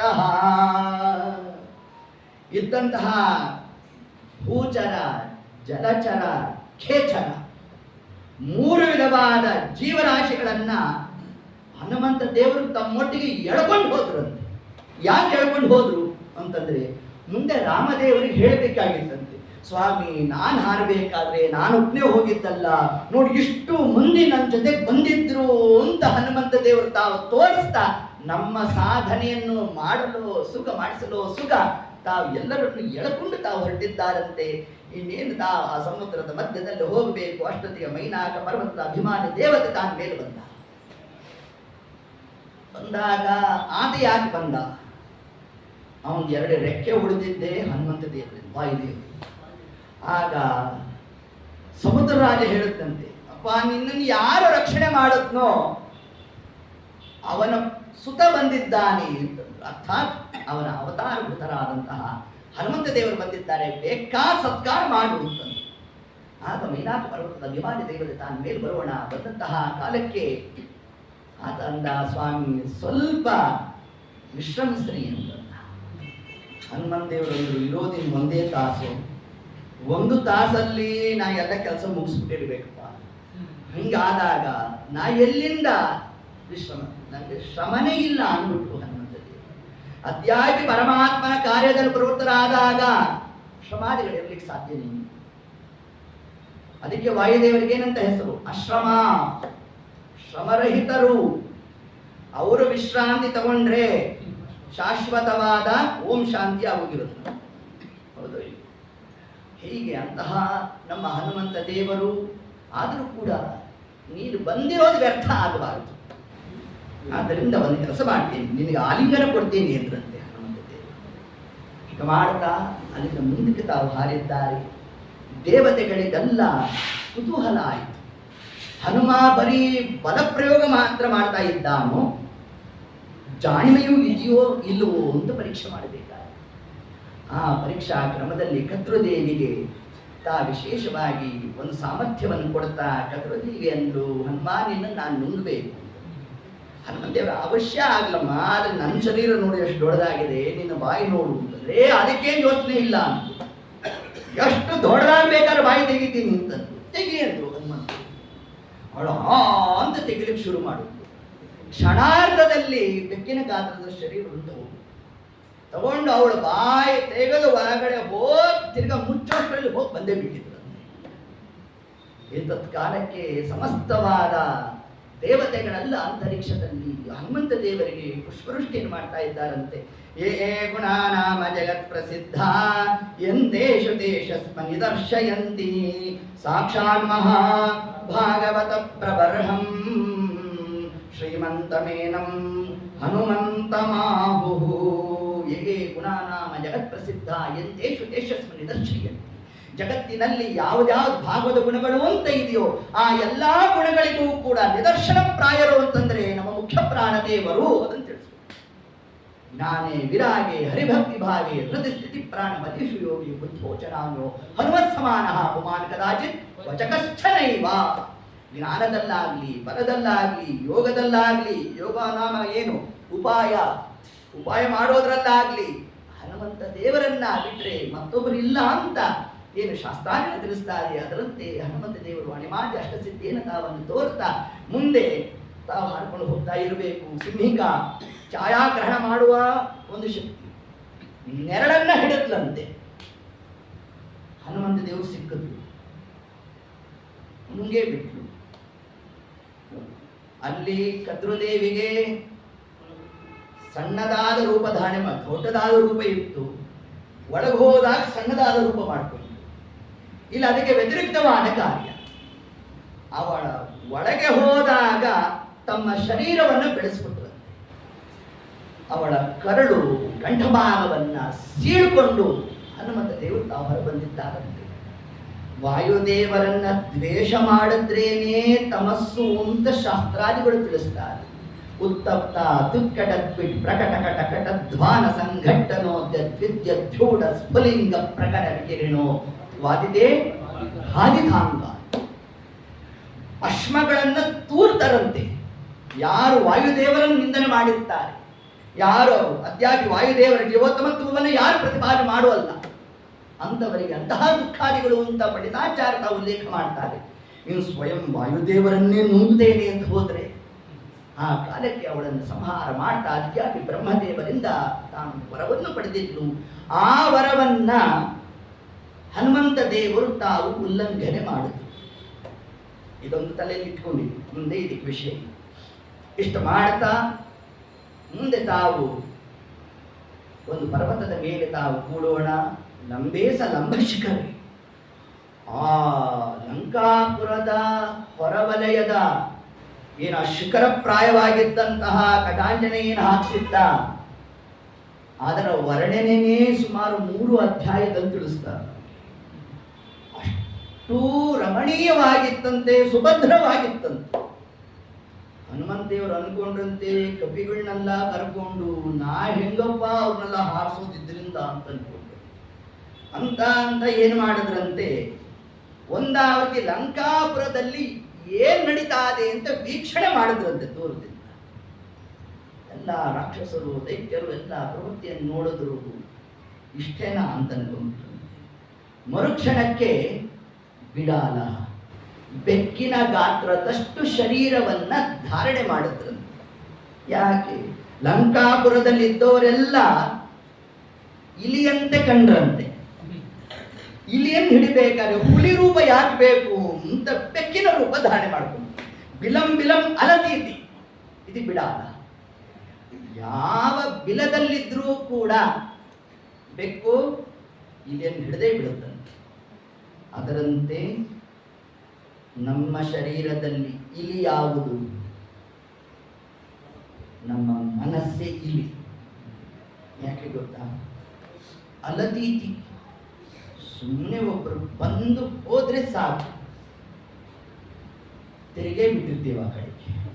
ಉಪನ್ಯಾಸ ನಡೀತಾ ಇರತ್ತೆ ಅನ್ನೋದೇ ಮರ್ತೇ ಹೋಗುತ್ತೆ. ನಮಗೆ ಮನಸ್ಸಲ್ಲಿ ಹೋಗಿ ಬಿಡುತ್ತಂತೆ, ನಮಗೆ ಗೊತ್ತೇ ಇರೋಲ್ಲ ಅದು ಆ ಕಾರ್ಯ ನಡೆದೋಗಿರುತ್ತಂತೆ. ಅದಕ್ಕೆ ನಮ್ಮ ಮನಸ್ಸನ್ನು ಇಲಿಗೆ ಹೋಲಿಸಿದ್ದಾರೆ. ಹೌದಾ? ಇಲಿಗೂ ಕೂಡ ಒಂದು ರಂಧ್ರ ಸಿಕ್ಕಿದ್ರೆ ಸಾಕು ಒಳಹೊಕ್ಕೆ ಬಿಡುತ್ತಂತೆ. ಮನಸ್ಸಿಗೂ ಕೂಡ ಒಂದು ವಿಷಯ ಸಿಕ್ಬಿಟ್ರೆ ಸಾಕಂತೆ ಒಳಹೊಕ್ಕೆ ಬಿಡುತ್ತಂತೆ. ಹಾಗಾಗಿ ಎಂತಹ ಬಿಲದಲ್ಲಿದ್ರೂ ಕೂಡ ಎಳಕೊಂಡು ಬಂದು ಸ್ವಾಸ್ಥ್ಯದಲ್ಲಿರೋರು ಯಾರು? ವಾಯುದೇವರು. ಆದ್ದರಿಂದ ವಾಯುದೇವರು ನಮ್ಮ ಹೃದಯದಲ್ಲಿ ಬಿಡಾಲ ಬೆಕ್ಕಿನ ಗಾತ್ರದಷ್ಟು ಇದ್ದಾರೆ, ಮನಸ್ಸು ಇಲಿಯಂತೆ ಇದೆ. ಹಾಗಾದರೆ ಮನಸ್ಸು ನಿಗ್ರಹಕ್ಕೆ ಬರಬೇಕಾದರೆ ವಾಯುದೇವರನ್ನೇ ನಾವು ಮೊರೆ ಹೋಗಬೇಕು ಅನ್ನುವ ವಿಷಯವನ್ನು ಕೂಡ ನಮ್ಮಲ್ಲಿ ತಿಳಿಸ್ತಾ, ಇನ್ನೇನು ರಾತ್ರಿ ಕಾಲ ಆಗಿದೆ, ಹನುಮಂತ ದೇವರು ತಾವು ಪ್ರವೇಶ ಮಾಡಬೇಕು. ಅಷ್ಟೊತ್ತಿಗೆ ಲಂಕಿಣಿ ತಾನು ಬಂದಿದ್ದಾಳಂತೆ. ಬಂದಂತಹ ಕಾಲಕ್ಕೆ ಒಂದು ಕಡೆಯಲ್ಲಿ ಕಪಾಳ ಮೋಕ್ಷ ಮಾಡಿದ್ದಾರೆ ಅಂತಿದೆ, ಮತ್ತೊಂದು ಕಡೆಯಲ್ಲಿ ಹನುಮಂತ ದೇವರು ತಮ್ಮ ವಾಮ ಹಸ್ತವನ್ನ ಅತಿ ವೇಗವಾಗಿ ತಿರುಗಿಸಿದ್ರಂತೆ. ಅದರ ಗಾಳಿಗೆ ಮೂರ್ಛಿತಳಾದಂತೆ. ಪುನಃ ಎದ್ದು ನಿನಗೆ ಜಯಪ್ರಾಪ್ತಿ ಆಗುತ್ತೆ ಅಂತಂದು. ಹನುಮಂತ ದೇವರಂದು, ಯಾಕೆ ಏನಾಯ್ತು ನಿನಗೆ ಅಂತ. ಈ ಕೆಳಗಡೆ ಬಿದ್ದ, ತಲೆಗೆ ಕೆಟ್ಟು ಹೋಯ್ತು ಏನು, ನನಗೆ ಯಾಕೆ ಜಯ ಆಗತ್ತೆ ಅಂತ ಹರಿಸ್ತಾ ಇದೀಯಾ ಅಂತಂದ್ರೆ, ಮತ್ತೇನಿಲ್ಲ, ನನಗೆ ಬ್ರಹ್ಮದೇವರ ಒಂದು ಅನುಗ್ರಹ ಇತ್ತು. ಹಿಂದೆ ನಾನು ದುರ್ಗಾದೇವಿಯ ಪರವಾರ ದೇವತೆಯಾಗಿದ್ದೆ. ಏತತ್ಕಾಲಕ್ಕೆ ನಾನು ಶಾಪಗ್ರಸ್ತನಾದ್ನೆ. ತನ್ನಿಮಿತ್ತ ನಾನು ಇಲ್ಲಿ ಈ ಲಂಕಾಪುರದ ಒಂದು ಅಭಿಮಾನಿ ದೇವತೆಯಾಗಿ ಕೆಲಸವನ್ನು ಮಾಡ್ತಾ ಇದ್ದೆ. ಆಗ ಬ್ರಹ್ಮದೇವರು ತಿಳಿಸಿದ್ರು, ನೋಡು ಮುಂದೆ ಒಂದು ಕಪಿ ಬರುತ್ತೆ, ನಿನಗೆ ಕಪಾಳ ಮೋಕ್ಷ ಮಾಡುತ್ತೆ. ಯಾವತ್ತು ನಿನ್ನ ಕಪಾಳಕ್ಕೆ ಒದೆ ಬೀಳುತ್ತೋ ಅವತ್ತು ನಿನಗೆ ಮೋಕ್ಷ. ಅದಕ್ಕೆ ಅದರ ಹೆಸರು ಕಪಾಳ ಮೋಕ್ಷ ಅಂತ. ಚಂದ ಆಯ್ತು ಅದು. ಹೌದಾ, ನಿನಗೆ ಈ ಜನ್ಮದಿಂದ ಮೋಕ್ಷ ಅಂತ ಅಂದಿದ್ರು. ಆದ್ದರಿಂದ ನಿನಗೆ ಜಯಪ್ರಾಪ್ತಿ, ರಾವಣನಿಗೆ ನಿಶ್ಚಿತವಾಗೂ ಮರಣ ಅಂತ ತಾನಿಷ್ಟು ಹೇಳಿ ತನ್ನ ಮೂಲ ರೂಪವನ್ನು ಹೊಂದಿದ್ದಾಳಂತೆ. ಹನುಮಂತ ದೇವರು ತಾವು ಪ್ರವೇಶ ಮಾಡಬೇಕಾದರೆ ಎಡಗಾಲಿಟ್ಟು ಪ್ರವೇಶ ಮಾಡಿದರು. ಕಾರಣ ಶತ್ರು ರಾಜ್ಯಕ್ಕೆ ಹೋಗಬೇಕಾದರೆ ವಾಮಪಾದೀನ ಅಂತ ತಿಳಿಸಿದ್ದಾರೆ. ಒಬ್ಬರ ಮನೆಗೆ ಹೋಗಬೇಕಾದ್ರೆ ವಾಮಪಾದೀನ, ಬಲಗಾಲಿಟ್ಟು ಹೋಗಬೇಕಂತೆ. ಶತ್ರುಗಳ ದೇಶಕ್ಕೆ ಹೋಗಬೇಕಾದ್ರೆ ಬಲಗಾಲಿಟ್ಟು ಹೋಗಬಾರ್ದಂತೆ, ಸಮೃದ್ಧಿಯಾಗಿ ಹೋಗುತ್ತಂತೆ. ಅದರಿಂದ ನಮ್ಮಲ್ಲಿ ಮಾರ್ಚ್ ಫಾಸ್ಟ್ ಬಂದಿದ್ದೆ ಲೆಫ್ಟ್ ರೈಟ್ ಲೆಫ್ಟ್ ಅಂತ, ರೈಟ್ ಲೆಫ್ಟ್ ರೈಟ್ ಅಲ್ಲ. ಮೊದಲು ಯಾವುದಲ್ಲಿ ಲೆಫ್ಟ್, ಅವ್ರು ಲೆಫ್ಟ್ ಅಂತ ಹೇಳಿದ್ದೆ ರೈಟು. ಯಾಕೆ ಅಂತಂದ್ರೆ ಶತ್ರುಗಳ ದೇಶಕ್ಕೆ ಹೋಗಬೇಕಾದ್ರೆ ಲೆಫ್ಟ್ ಲೆಗ್ ಅನ್ನೇ ಮೊದಲಿಗೆ ಇಡಬೇಕು. ನೋಡಿ, ಇದನ್ನು ಬೇರೆ ಕೆಲಸ. ಹೀಗೆ ಹನುಮಂತ ದೇವರು ತಾವು ಹೋಗ್ತಾ ಎಲ್ಲ ಕಡೆಯಲ್ಲೂ ತಾವು ಅನ್ವೇಷಣಾದಿ ಕಾರ್ಯಗಳನ್ನು ನಡೆಸ್ತಾ ಇದ್ದಾರೆ. ಒಂದೊಂದು ಕಡೆಯಲ್ಲೂ ಆ ಚಿತ್ರ ವಿಚಿತ್ರವಾದಂತಹ ವ್ಯಾಪಾರಗಳು ನಡೀತಾ ಇದೆ. ಇದನ್ನು ನೋಡಿದ್ರು ಅನೇಕ ಅಲ್ಲಿ ಪಾನಮತ್ತರಾದ ಸ್ತ್ರೀಯರನ್ನ ಕಂಡ್ರಂತೆ ಹನುಮಂತ ದೇವರು. ಅಸ್ತವ್ಯಸ್ತರಾಗಿ ತಾವು ಬಿದ್ದಿರೋಣ, ಕರಾಳ ವಿಕಾರವಾದಂತಹ ರೂಪ ಧಾರಣೆ ಮಾಡಿದ್ದಾರೆ. ಒಬ್ಬಳಿಗೆ ಎಲ್ಲೋ ಕಿವಿ ಇರಬೇಕು, ಎಲ್ಲೋ ಮೂಗಿರಬೇಕು, ಎಲ್ಲೋ ಒಂದು ಕಣ್ಣಿರಬೇಕು, ಹೀಗೇನೋ ವಿಚಿತ್ರವಾದಂತಹ ಮುಖಗಳು ಉಳ್ಳಂತಹ ರಾಕ್ಷಸ ಸ್ತ್ರೀಯರನ್ನೆಲ್ಲ ಕಂಡು. ಅದಾದ ನಂತರ ಒಂದ್ ಕಡೆ ಹನುಮಂತ ದೇವರು ಕೂತರಂತೆ. ಇಷ್ಟೆಲ್ಲ ಸ್ತ್ರೀಯರನ್ನ ನೋಡಿದ್ದೇನಲ್ಲ, ಮನಸ್ಸಿಗೆ ಏನಾದರೂ ವಿಕಾರ ಆಯಿತಾ? ಯಾರನ್ನು ಕೇಳಿದ್ರು? ಅಲ್ಲಿ ವಿಭೀಷಣ ಕೂತಿದ್ದ. ವಿಭೀಷಣ, ನನ್ನ ಮನಸ್ಸಿಗೆ ಏನಾದ್ರು ವಿಕಾರ ಆಯ್ತೇನಪ್ಪ? ಅದೇ ಇಲ್ಲ ಹನುಮ ಅಂತ ಅಂದ್ಬಿಟ್ಟಿರೋದು. ಹಂಗಲ್ಲ, ನಾವು ಯಾರಿಗೆ ಬೇಕಾದರೂ ಸುಳ್ಳನ್ನ ಹೇಳಬಹುದು.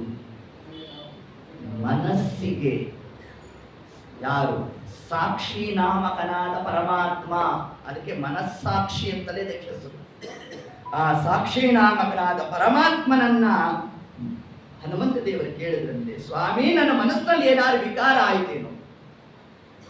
ನಮ್ಮ ದೇವರು ನಿರ್ಣಯ ಕೊಟ್ಟು ನನಗೆ ಕಿಂಚಿತ್ತು ವಿಕಾರ ಇಲ್ಲ ಅನ್ನುವುದು. ಅದೇ ಆಖಣಾಶ್ಮ ಸಮ ಅಂತ ವಾಯುದೇವರನ್ನ ಉಪನಿಷತ್ತು ಕರೆದದ್ದು. ಏನು? ಆಖಣಾಶ್ಮ ಸಮ. ಅಶ್ಮ ಕಲ್ಲು, ಖಣ ಅಶ್ಮ ಚೂರಾದ ಕಲ್ಲು, ಅಖಣಾಶ್ಮ ಚೂರಾಗದ ಕಲ್ಲು. ಆಖಣಾಶ್ಮ ವಾದಿರಾಜರು ವ್ಯಾಖ್ಯಾನ ಮಾಡುದು. ಆ ದೀರ್ಘ ಬರೀಬೇಕಾದ್ರೆ ಒಂದು ಗೀಟ್ ಎಕ್ಸ್ಟ್ರಾ ಹಾಕ್ತಿರಲ್ಲ, ಆ ಗೀಟಿನಷ್ಟು ವಾಯುದೇವರ ಮನಸ್ಸಿನಲ್ಲಿ ವಿಕಾರ ಇಲ್ಲ. ಆದ್ದರಿಂದಲೇ ವಾಯುದೇವರಿಗೆ ಆಖಣಾಶ್ಮ ಸಮ ಅನ್ನೋ ಒಂದು ನಾಮ ಬಂದಿರೋದು. ಇಷ್ಟೆಲ್ಲ ಆಯಿತು. ಮಂಡೋದರಿಯ ಆಸ್ಥಾನಕ್ಕೆ ಹೋದ್ರಂತೆ.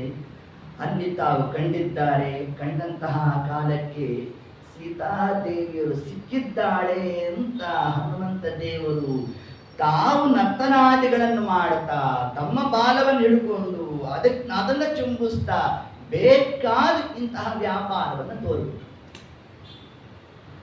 ಮರುಕ್ಷಣಕ್ಕೆ ಆಲೋಚನೆ ಮಾಡಿದ್ರಂತೆ, ಛೇ ಛೇ ಛೇ, ಇದು ಸೀತಾದೇವಿ ಆಗಿರ್ಲಿಕ್ಕೆ ಸಾಧ್ಯ ಇಲ್ಲ. ಕಾರಣ, ಇಷ್ಟು ನೆಮ್ಮದಿಯಾಗಿ ಹೇಗೆ ಮಲಗಲಿಕ್ಕೆ ಸಾಧ್ಯ? ರಾಮದೇವರ ವಿಯೋಗ ಆಗಿದೆ, ಸರ್ವತಾ ಹೀಗಾಗ್ಲಿಕ್ಕೆ ಸಾಧ್ಯ ಇಲ್ವಲ್ಲ ಅಂತ ತಾವು ನಿರ್ಣಯ ಮಾಡುತ್ತಾ ಮಂಡೋದರಿಯ ಪಾದದಲ್ಲಿ ಕಾಕರೇಖೆಯನ್ನ ಅಲ್ಲಿ ತಾವು ಕಂಡರು. ಸೀತಾದೇವಿಯ ಪಾದದಲ್ಲಿ ಪದ್ಮರೇಖ, ಇವಳ ಪಾದದಲ್ಲಿ ಕಾಕರೇಖ.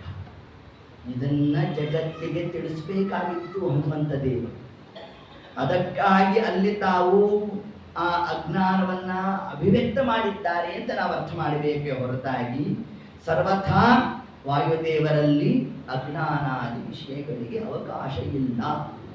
ಹೇಗೆ ರಾಮದೇವರು ಸೀತಾದೇವಿಯರಿದ್ರೂ ಕೂಡ ಸೀತಾ ವಿಯೋಗ ಆಗಿದೆ ಅಂತ ತಾವು ದುಃಖವನ್ನು ಪಟ್ಟರು, ಅದರಂತೆ ಹನುಮಂತ ದೇವರು ಕೂಡ ತಮಗೆ ಸೀತಾದೇವಿಯರ ಸಮಗ್ರ ಪರಿಚಯ ಇದ್ರೂ ಕೂಡ ಕೇವಲ ಅಲ್ಲಿ ನಟನಾರೂಪದಿಂದ ಮತ್ತು ಸೀತಾದೇವಿಯರ ಪಾದದ ಲಕ್ಷಣವನ್ನ ಸಜ್ಜನರಿಗೆ ತಿಳಿಸಲು ಸುಗ ಏತತ್ ಕಾರ್ಯವನ್ನು ತಾವು ಮಾಡಿದ್ದಾರೆ ಅನ್ನುವ ಅಂಶವನ್ನು ಕೂಡ ಹೇಳುತ್ತಾ ಎಲ್ಲ ಕಡೆಯಲ್ಲೂ ತಾವು ಸಂಚಾರ ಮಾಡಿದ್ರಂತೆ. ಸಂಚಾರ ಮಾಡಿ ಎಲ್ಲೂ ಕೂಡ ಸೀತಾದೇವಿಯರು ಕಾಣಿಸಲೇ ಇಲ್ಲ. ಏನು ಮಾಡಬೇಕು ಅಂತಂದಾಗ ಕೊನೆಗೆ ಅಶೋಕವನಕ್ಕೆ ತಾವು ಹೋದ್ರಂತೆ. ಅಲ್ಲಿ ಹೋದಾಗ ಶಂಶಿಪಾ ವೃಕ್ಷ ಇರೋಣ, ಆ ವೃಕ್ಷದ ಮೇಲೆ ಹನುಮಂತ ದೇವರು ತಾವು ಕೂತಿದ್ದಾರೆ. ಇಷ್ಟೊತ್ತಿಗೆ ರಾವಣ ತಾನು ಬಂದು ಮೊದಲಿಗೆ ನಾನಾ ಪರಿಯಿಂದ ಸೀತಾದೇವಿಯರನ್ನ ಬೇಡ್ತಾ ಇದ್ದಾನೆ. ನೋಡು, ಈಗಾಗಲೇ ನಾನು ರಾಮನನ್ನು ಹುಡುಕಿಸಿದೆ, ಎಲ್ಲೂ ಸಿಕ್ಕೇ ಇಲ್ಲ.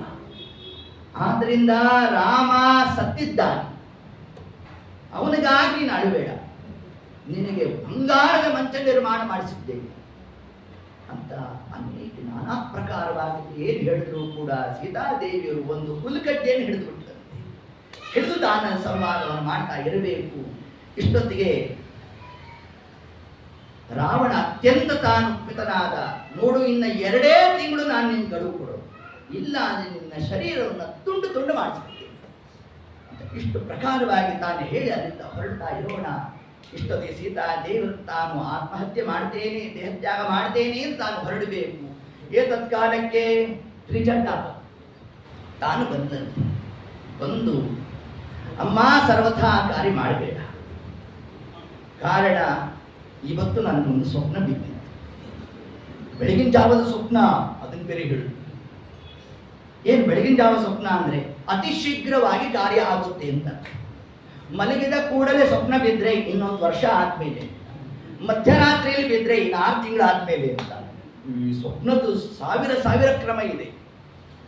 ಹೀಗೆ ತಿಳಿಸ್ತಾ, ನೋಡು, ಇವತ್ತು ಬೆಳಗಿನ ಜಾವ ನಾನು ಮಲಗಿದಾಗ ರಾವಣ ದಿಗಂಬರನಾಗಿ ಮೈಗೆ ಎಣ್ಣೆ ಹಚ್ಚಿಕೊಂಡು ಕತ್ತೆ ಮೇಲೆ ಕೂತ್ಕೊಂಡು ಹೋಗ್ತಾ ಇದ್ದ. ಆ ಕತ್ತೆಗೆ ಏನು ಮಾಡಿದ್ನೋ ಏನೋ ಗೊತ್ತಿಲ್ಲ, ಅದು ಇವನನ್ನ ಒಂದು ಚರಂಡಿಗೆ ಹಾಕ್ಬಿಟ್ಟು ಇವನೊಂದು ಚರಂಡಿಗೆ ಬಿದ್ದ. ಇದರ ಫಲ ಏನು ಗೊತ್ತೇನು? ರಾವಣನಿಗೆ ಅತಿ ಶೀಘ್ರವಾಗಿ ಮೃತ್ಯು ಯೋಗ ಇದೆ. ಅಷ್ಟು ಮಾತ್ರ ಅಲ್ಲ, ಇದರ ಜೊತೆಗೆ ಇನ್ನೊಂದು ಸ್ವಪ್ನ ಬಂತು ನನಗೆ. ನೀನು ಮತ್ತು ರಾಮಚಂದ್ರ ಇಬ್ಬರೂ ಕೂಡ ಶ್ವೇತ ವಸ್ತ್ರಧಾರಿಗಳಾಗಿ ಇದ್ರಿ. ಒಂದು ವಿಮಾನದಲ್ಲಿ ತಾವು ಹೋಗಬೇಕಾದ್ರೆ ಸೀತಾದೇವಿ, ನೀನು ರಾಮದೇವರ ತೊಡೆ ಮೇಲೆ ಕೂತಿದ್ದೆ, ಆಚೆ ಈಚೆ ಬದಿಯಲ್ಲಿ ಸೂರ್ಯಚಂದ್ರರು ಇದ್ದರು. ಏನು ಸೂರ್ಯಚಂದ್ರರು ಇದ್ರು ಅಂದ್ರೆ ನಿಮಗೆ 2 ಗಂಡು ಮಕ್ಕಳಾಗುತ್ತೆ ಅಂತ ಇಷ್ಟು ವೃತ್ತಾಂತವಂತೆ. ಆದ್ರಿಂದ ಸರ್ವಥಾ ನೀನು ದುಃಖ ಪಡಬೇಡ. ಇನ್ನು ಉಳಿದಂತಹ ಅನೇಕ ಜನ ರಾಕ್ಷಸ ಸ್ತ್ರೀಯರೆಲ್ಲ ದುಃಖ ಪಡ್ತಾ ಇದ್ರು ಸೀತಾದೇವಿಗೆ. ತ್ರಿಜಟ ತಾನು ತಿಳಿಸಿದ್ಲು, ಸರ್ವಥಾ ಇವಳಿಗೆ ದುಃಖ ಕೊಡಬೇಡ್ರಿ, ನೋಡಿ ಮುಂದೆ ರಾಮಚಂದ್ರ ಬರ್ತಾನೆ, ಅತ್ಯಾದಂತ ತೀಕ್ಷ್ಣವಾದ ಬಾಣದಿಂದ ನಿಮ್ಮನ್ನು ಸಂಹಾರ ಮಾಡ್ತಾನೆ, ಇವಳು ತಂಟೆಗೆ ಹೋಗ್ಬೇಡ್ರಿ ಅಂತಂದು ಎಲ್ಲ ತಣ್ಣಗಾಗೋಯ್ತು.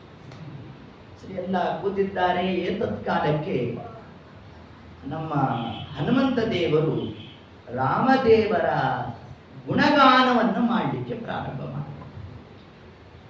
ಯಾರು ಅಂತ ತಾನೆಲ್ಲ ನೋಡಿದ್ಲು. ಆ ವೃಕ್ಷದಿಂದ ಜಿಗಿದ್ರು ಹನುಮಂತ ದೇವರು.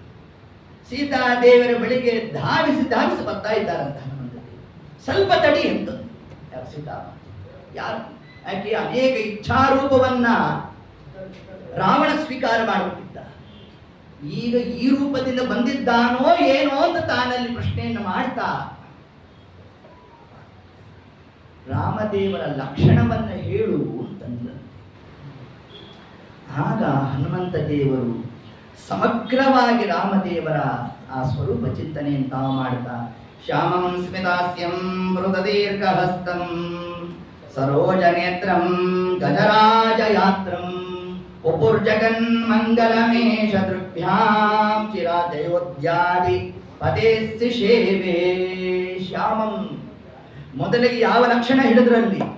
ಪರಮಾತ್ಮನ ಮೈ ಬಣ್ಣವನ್ನು ತಗೊಂಡ್ರು. ಪರಮಾತ್ಮ ಶ್ಯಾಮಲ ವರ್ಣ. ಸ್ಮಿತ ಹಾಸ್ಯಂ, ಸದಾ ಕಾಲ ರಾಮದೇವರು ಮಂದಹಾಸದಿಂದ ಯುಕ್ತರಾಗಿದ್ದಾರಂತೆ. ಸ್ಮಿತ ಹಾಸ್ಯಂ. ಇನ್ನ ಪರಮಾತ್ಮನ ಹಸ್ತಗಳು ಹೇಗಿದೆ? ಪೃಥು ಪೂರ್ಣವಾಗಿದ್ದಂತೆ, ದುಂಡಾದ ಕೈಗಳು, ನೀಳವಾದ ಕೈಗಳು. ಪೃಥು ದೀರ್ಘ ಹಸ್ತಂ ಸರೋಜ ನೇತ್ರ, ತಾವರೆ ಕಮಲ ದಳದಂತೆ ಪರಮಾತ್ಮನ ಕಣ್ಣುಗಳು. ಗಜರಾಜ ಯಾತ್ರ, ರಾಮದೇವರ ನಡಿಗೆ ಹೇಗಿದೆ ಅಂತಂದ್ರೆ ಆನೆಯ ನಡಿಗೆಯಂತೆ ರಾಮದೇವರ ನಡಿಗೆ. ಗಜರಾಜ ಯಾತ್ರ, ಗಜ ಅಂದ್ರೆ ಜೀವರು, ಜೀವರಿಗೆ ರಾಜ ಅಂತ. ಗಜ ಅಂದ್ರೆ ಜೀವರು ಅಂತ ಹೇಗೆ ಅರ್ಥ ಮಾಡ್ತೀವಿ ಅಂತಂದ್ರೆ ಅದನ್ನೇ ತಿಳಿಸಿದ್ರು. ಗಜ್ಜತೆ ಜಾಯತೆ, ಹುಟ್ಟೋದು ಸಾಯೋದು, ಅದನ್ನ ಗಜ ಶಬ್ದವನ್ನು ತಗೊಂಡಿದ್ದಾರೆ. ಹಾಗಾದ್ರೆ ಜೀವರಿಗೆಲ್ಲ ರಾಜ ಯಾರು? ಸಾಕ್ಷಾತ್ ಪರಮಾತ್ಮ. ಅಂತಹ ಪರಮಾತ್ಮ ಅವನು ಲೋಕಕ್ಕೆ ಚಕ್ರವರ್ತಿಯಾಗಿದ್ದಾನೆ. ಅಂತಹ ಚಕ್ರವರ್ತಿಯಾದವನ ನಡಿಗೆ ಹೇಗಿರಬೇಕೋ ಅದರಂತೆ ರಾಮದೇವರ ನಡಿಗೆ ಇರ್ತದೆ. ಗಜರಾಜ ಯಾತ್ರಂ, ಹಿಂಗೆ ಯಾರು ಪ್ರತಿನಿತ್ಯ ಪರಮಾತ್ಮನ ರಾಮದೇವರ ಆ ಒಂದು ಸ್ವರೂಪದ ಚಿಂತನೆಯನ್ನು ಮಾಡ್ತಾರೆ. ಶ್ಯಾಮಂ ಸ್ಮಿತಾಸ್ಯಂ, ಒಳ್ಳೆ ಶ್ಯಾಮಲ ವರ್ಣ, ಮಂದಹಾಸ, ಪೃಥುದೀರ್ಘ ಹಸ್ತಂ, ದುಂಡಾದ ನೀಳವಾದ ಹಸ್ತಗಳು, ಹೀಗೆ ಯಾರು ಸ್ಮರಣೆ ಮಾಡ್ತಾರೋ ಒಬ್ಬರು ಜಗನ್ ಮಂಗಲಮೇಶ ದೃಗ್ಭ್ಯಾಂ, ಜಗತ್ತಿಗೆ ಮಂಗಲ ಕೊಡ್ತಕ್ಕಂತಹ ರೂಪ ಅದು ಪರಮಾತ್ಮನದ್ದು ಅಂತ ನಮ್ಮ ಹನುಮಂತ ದೇವರು ಸೀತಾದೇವಿಯರ ಮುಂದೆ ತಾವಿಷ್ಟು ಅಂಶವನ್ನು ಹೇಳುತ್ತಾ, ಆಗ ರಾಮದೇವರು ಕೊಟ್ಟಂತಹ ಉಂಗುರವನ್ನ ಸೀತಾದೇವಿಯರಿಗೆ ಹನುಮಂತ ದೇವರು ತಾವು ಕೊಟ್ಟರು. ಉಂಗುರವನ್ನೇ ಪರಮಾತ್ಮ ಯಾಕೆ ಕೊಟ್ಟ ಅಂತಂದ್ರೆ ಅದಕ್ಕೆ ತಿಳಿಸಿದ್ರು. ಉಂಗುರವನ್ನ ಕೊಡಬೇಕಾದ್ರೆ ಹೀಗೆ ಕೈ ತೆಗಿಬೇಕಂತ. ರಾಮದೇವರಂದ್ರಂತೆ ಅಭಯ ವಸ್ತು ಅಂತ ಹೇಳ್ಬಿಡುವಂತೆ, ನನ್ನ ಆಶೀರ್ವಾದ ಇದೆ ಅಂತ ಹೇಳುವುದಂತೆ. ರಾಮದೇವರು ಆಶೀರ್ವಾದ ಮಾಡಿದ್ದಾರೆ ಅಂತಂದ್ರೆ ಸೀತಾದೇವಿ ಏನ್ ಮಾಡಬೇಕು? ನಮಸ್ಕಾರ ಮಾಡಿ. ಈಗ ಬರೀ ನಮಸ್ಕಾರ ಮಾಡೋದಾ? ಅದಕ್ಕೇನು ಮಾಡಿದಂತೆ? ತನ್ನ ಚೂಡಾಮಣಿಯನ್ನ ಕೊಟ್ಲಂತೆ. ಚೂಡಾಮಣಿ ತೆಗಿಬೇಕಾದ್ರೆ ಏನ್ ಮಾಡಬೇಕು? ತಲೆ ಬಗ್ಗಿಸ್ಬೇಕಂತೆ. ಅದನ್ನ ನನ್ನ ನಮಸ್ಕಾರವನ್ನ ತಿಳಿಸು ಅಂತಂದಂತೆ. ಇನ್ನು ಚೂಡಾಮಣಿಗೆ ಅಭಿಮಾನಿಗಳು ಯಾರು? ಭಾರತೀ ದೇವಿ. ಭಾರತೀ ದೇವಿ ಲಕ್ಷ್ಮೀ ದೇವಿ ಹತ್ರ ಒಂದು ತನ್ನ ದುಃಖವನ್ನ ಹೇಳ್ಕೊಂಡಂತೆ. ಏನು ದುಃಖ ಅದು ಅಂತಂದ್ರೆ,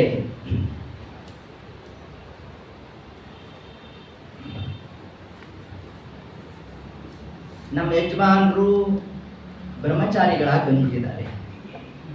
ಅವರ ದರ್ಶನ ಇಲ್ಲ, ಅವರ ಒಡನಾಟ ಇಲ್ಲ, ಅತ್ಯಂತ ದುಃಖ ಆಗಿದೆಯಮ್ಮ ಅಂತ.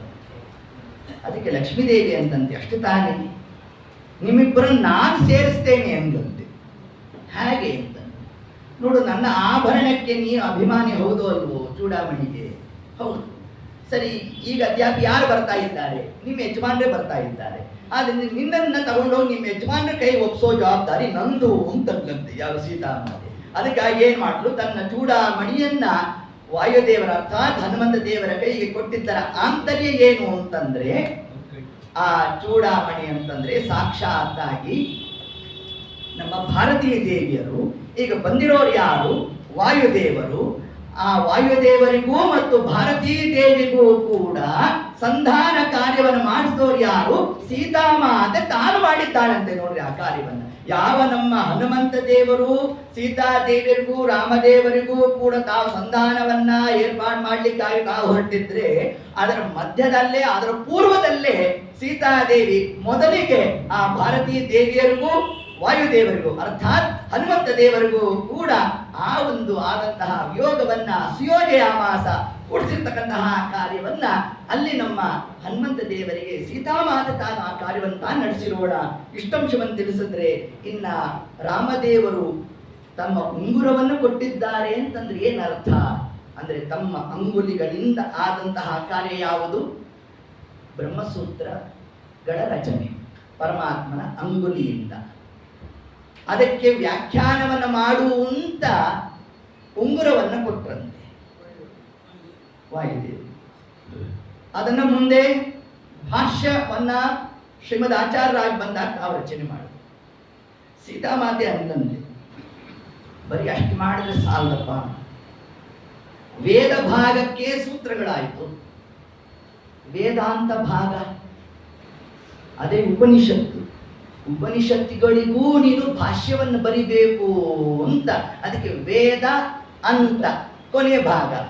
ಸೀತಾದೇವಿ ಅಂತಂದ್ರೆ ವೇದದ ಸ್ವರೂಪ, ಆ ಸೀತಾದೇವಿಯ ಶಿರಸ್ಸಿನ ಭಾಗ ಅಂದ್ರೆ ಆ ಕೊನೆಯ ಭಾಗ ಅಂದ್ರೆ ಅಂತ, ಅಂದ್ರೆ ಸೀತಾದೇವಿಯ ತಲೆ ಭಾಗ ಅಂತಂದ್ರೆ ಏನಾಯ್ತು? ವೇದಾಂತ ಅಂತಾಯ್ತು. ಆ ವೇದಾಂತಕ್ಕೂ ಕೂಡ ನೀನು ವ್ಯಾಖ್ಯಾನವನ್ನು ಮಾಡಬೇಕು ಅಂತ ಸೀತಾದೇವಿಗೆ ವಿಶೇಷವಾಗಿ ತಾನು ತನ್ನ ಚೂಡಾಮಣಿಯನ್ನು ಕೊಡುತ್ತಾ ನೀನು ಮುಂದೆ ಆ ಉಪನಿಷತ್ ಭಾಷ್ಯವನ್ನೂ ಮಾಡಬೇಕು, ಸೂತ್ರಗಳಿಗೂ ಭಾಷ್ಯವನ್ನು ಮಾಡಬೇಕು ಅಂತ ಅಂದೇ ತ್ರೇತಾಯುಗದಲ್ಲೇ ವಾಯುದೇವರಿಗೆ ಪರಮಾತ್ಮ ಮತ್ತು ಲಕ್ಷ್ಮೀದೇವಿ ತಾವು ಆಜ್ಞೆಯನ್ನು ಮಾಡಿದ್ರು.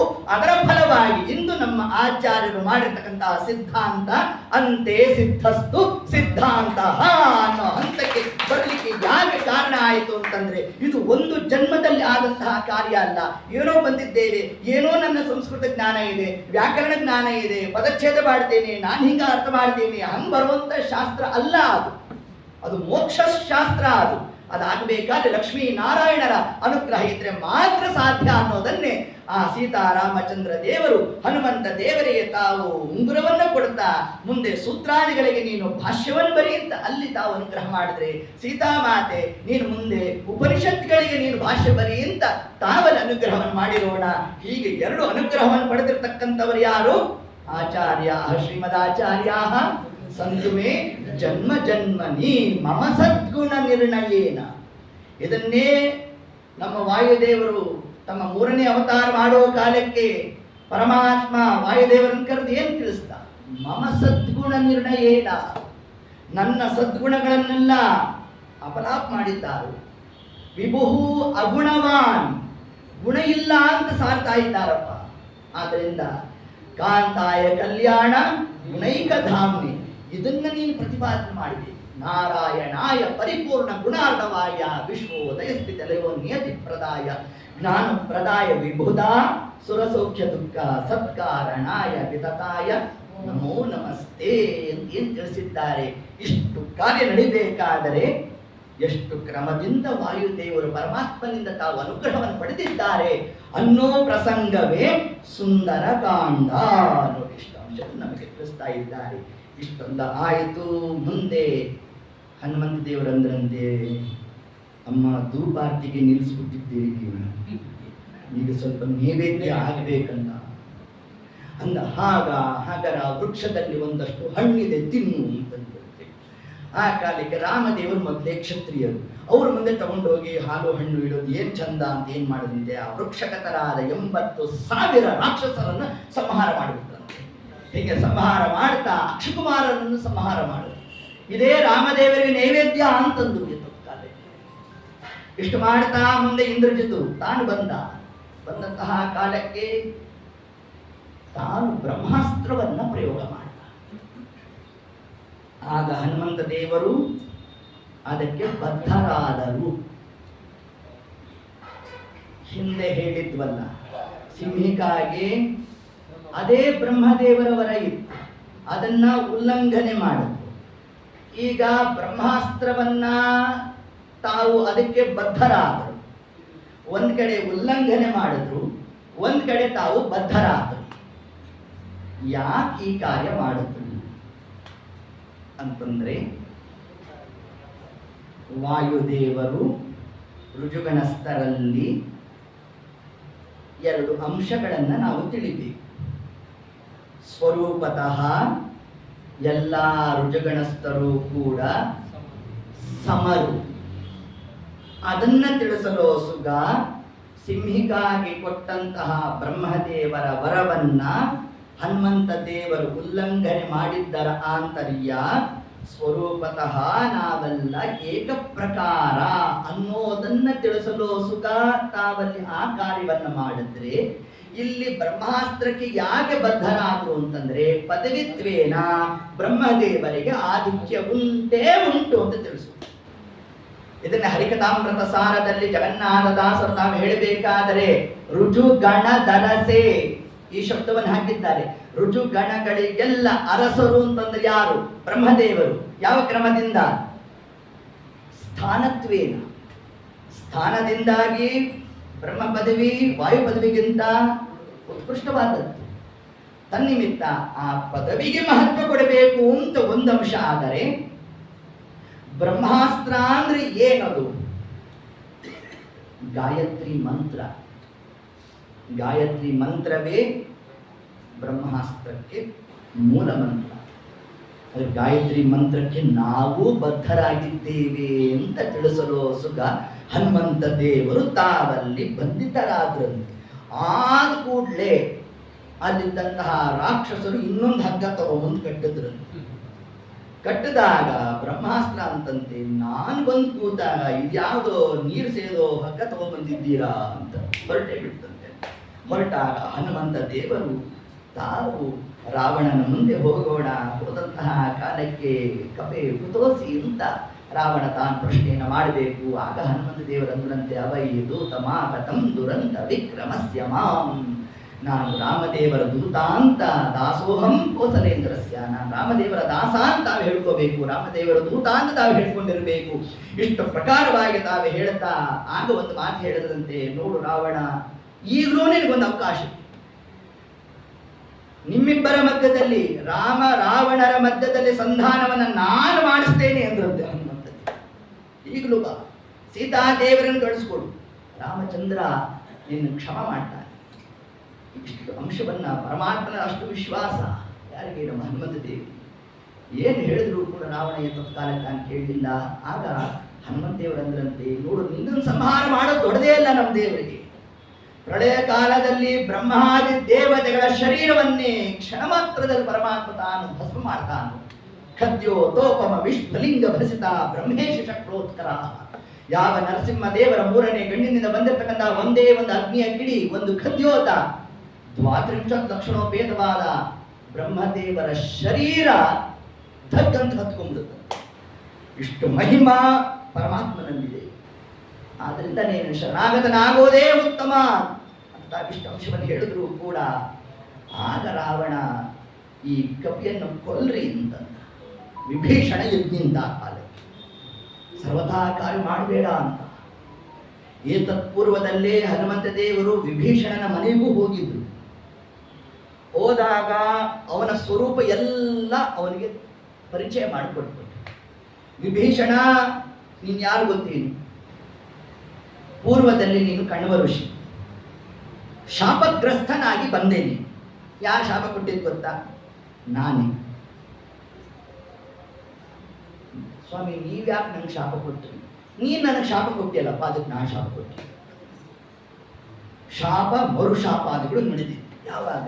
ಕಣ್ವ ಋಷಿಗಳು ತಾವು ನದಿ ತೀರದಲ್ಲಿ ಕೂತು ತಪಸ್ಸನ್ನು ಮಾಡ್ತಾ ಇದ್ದರು.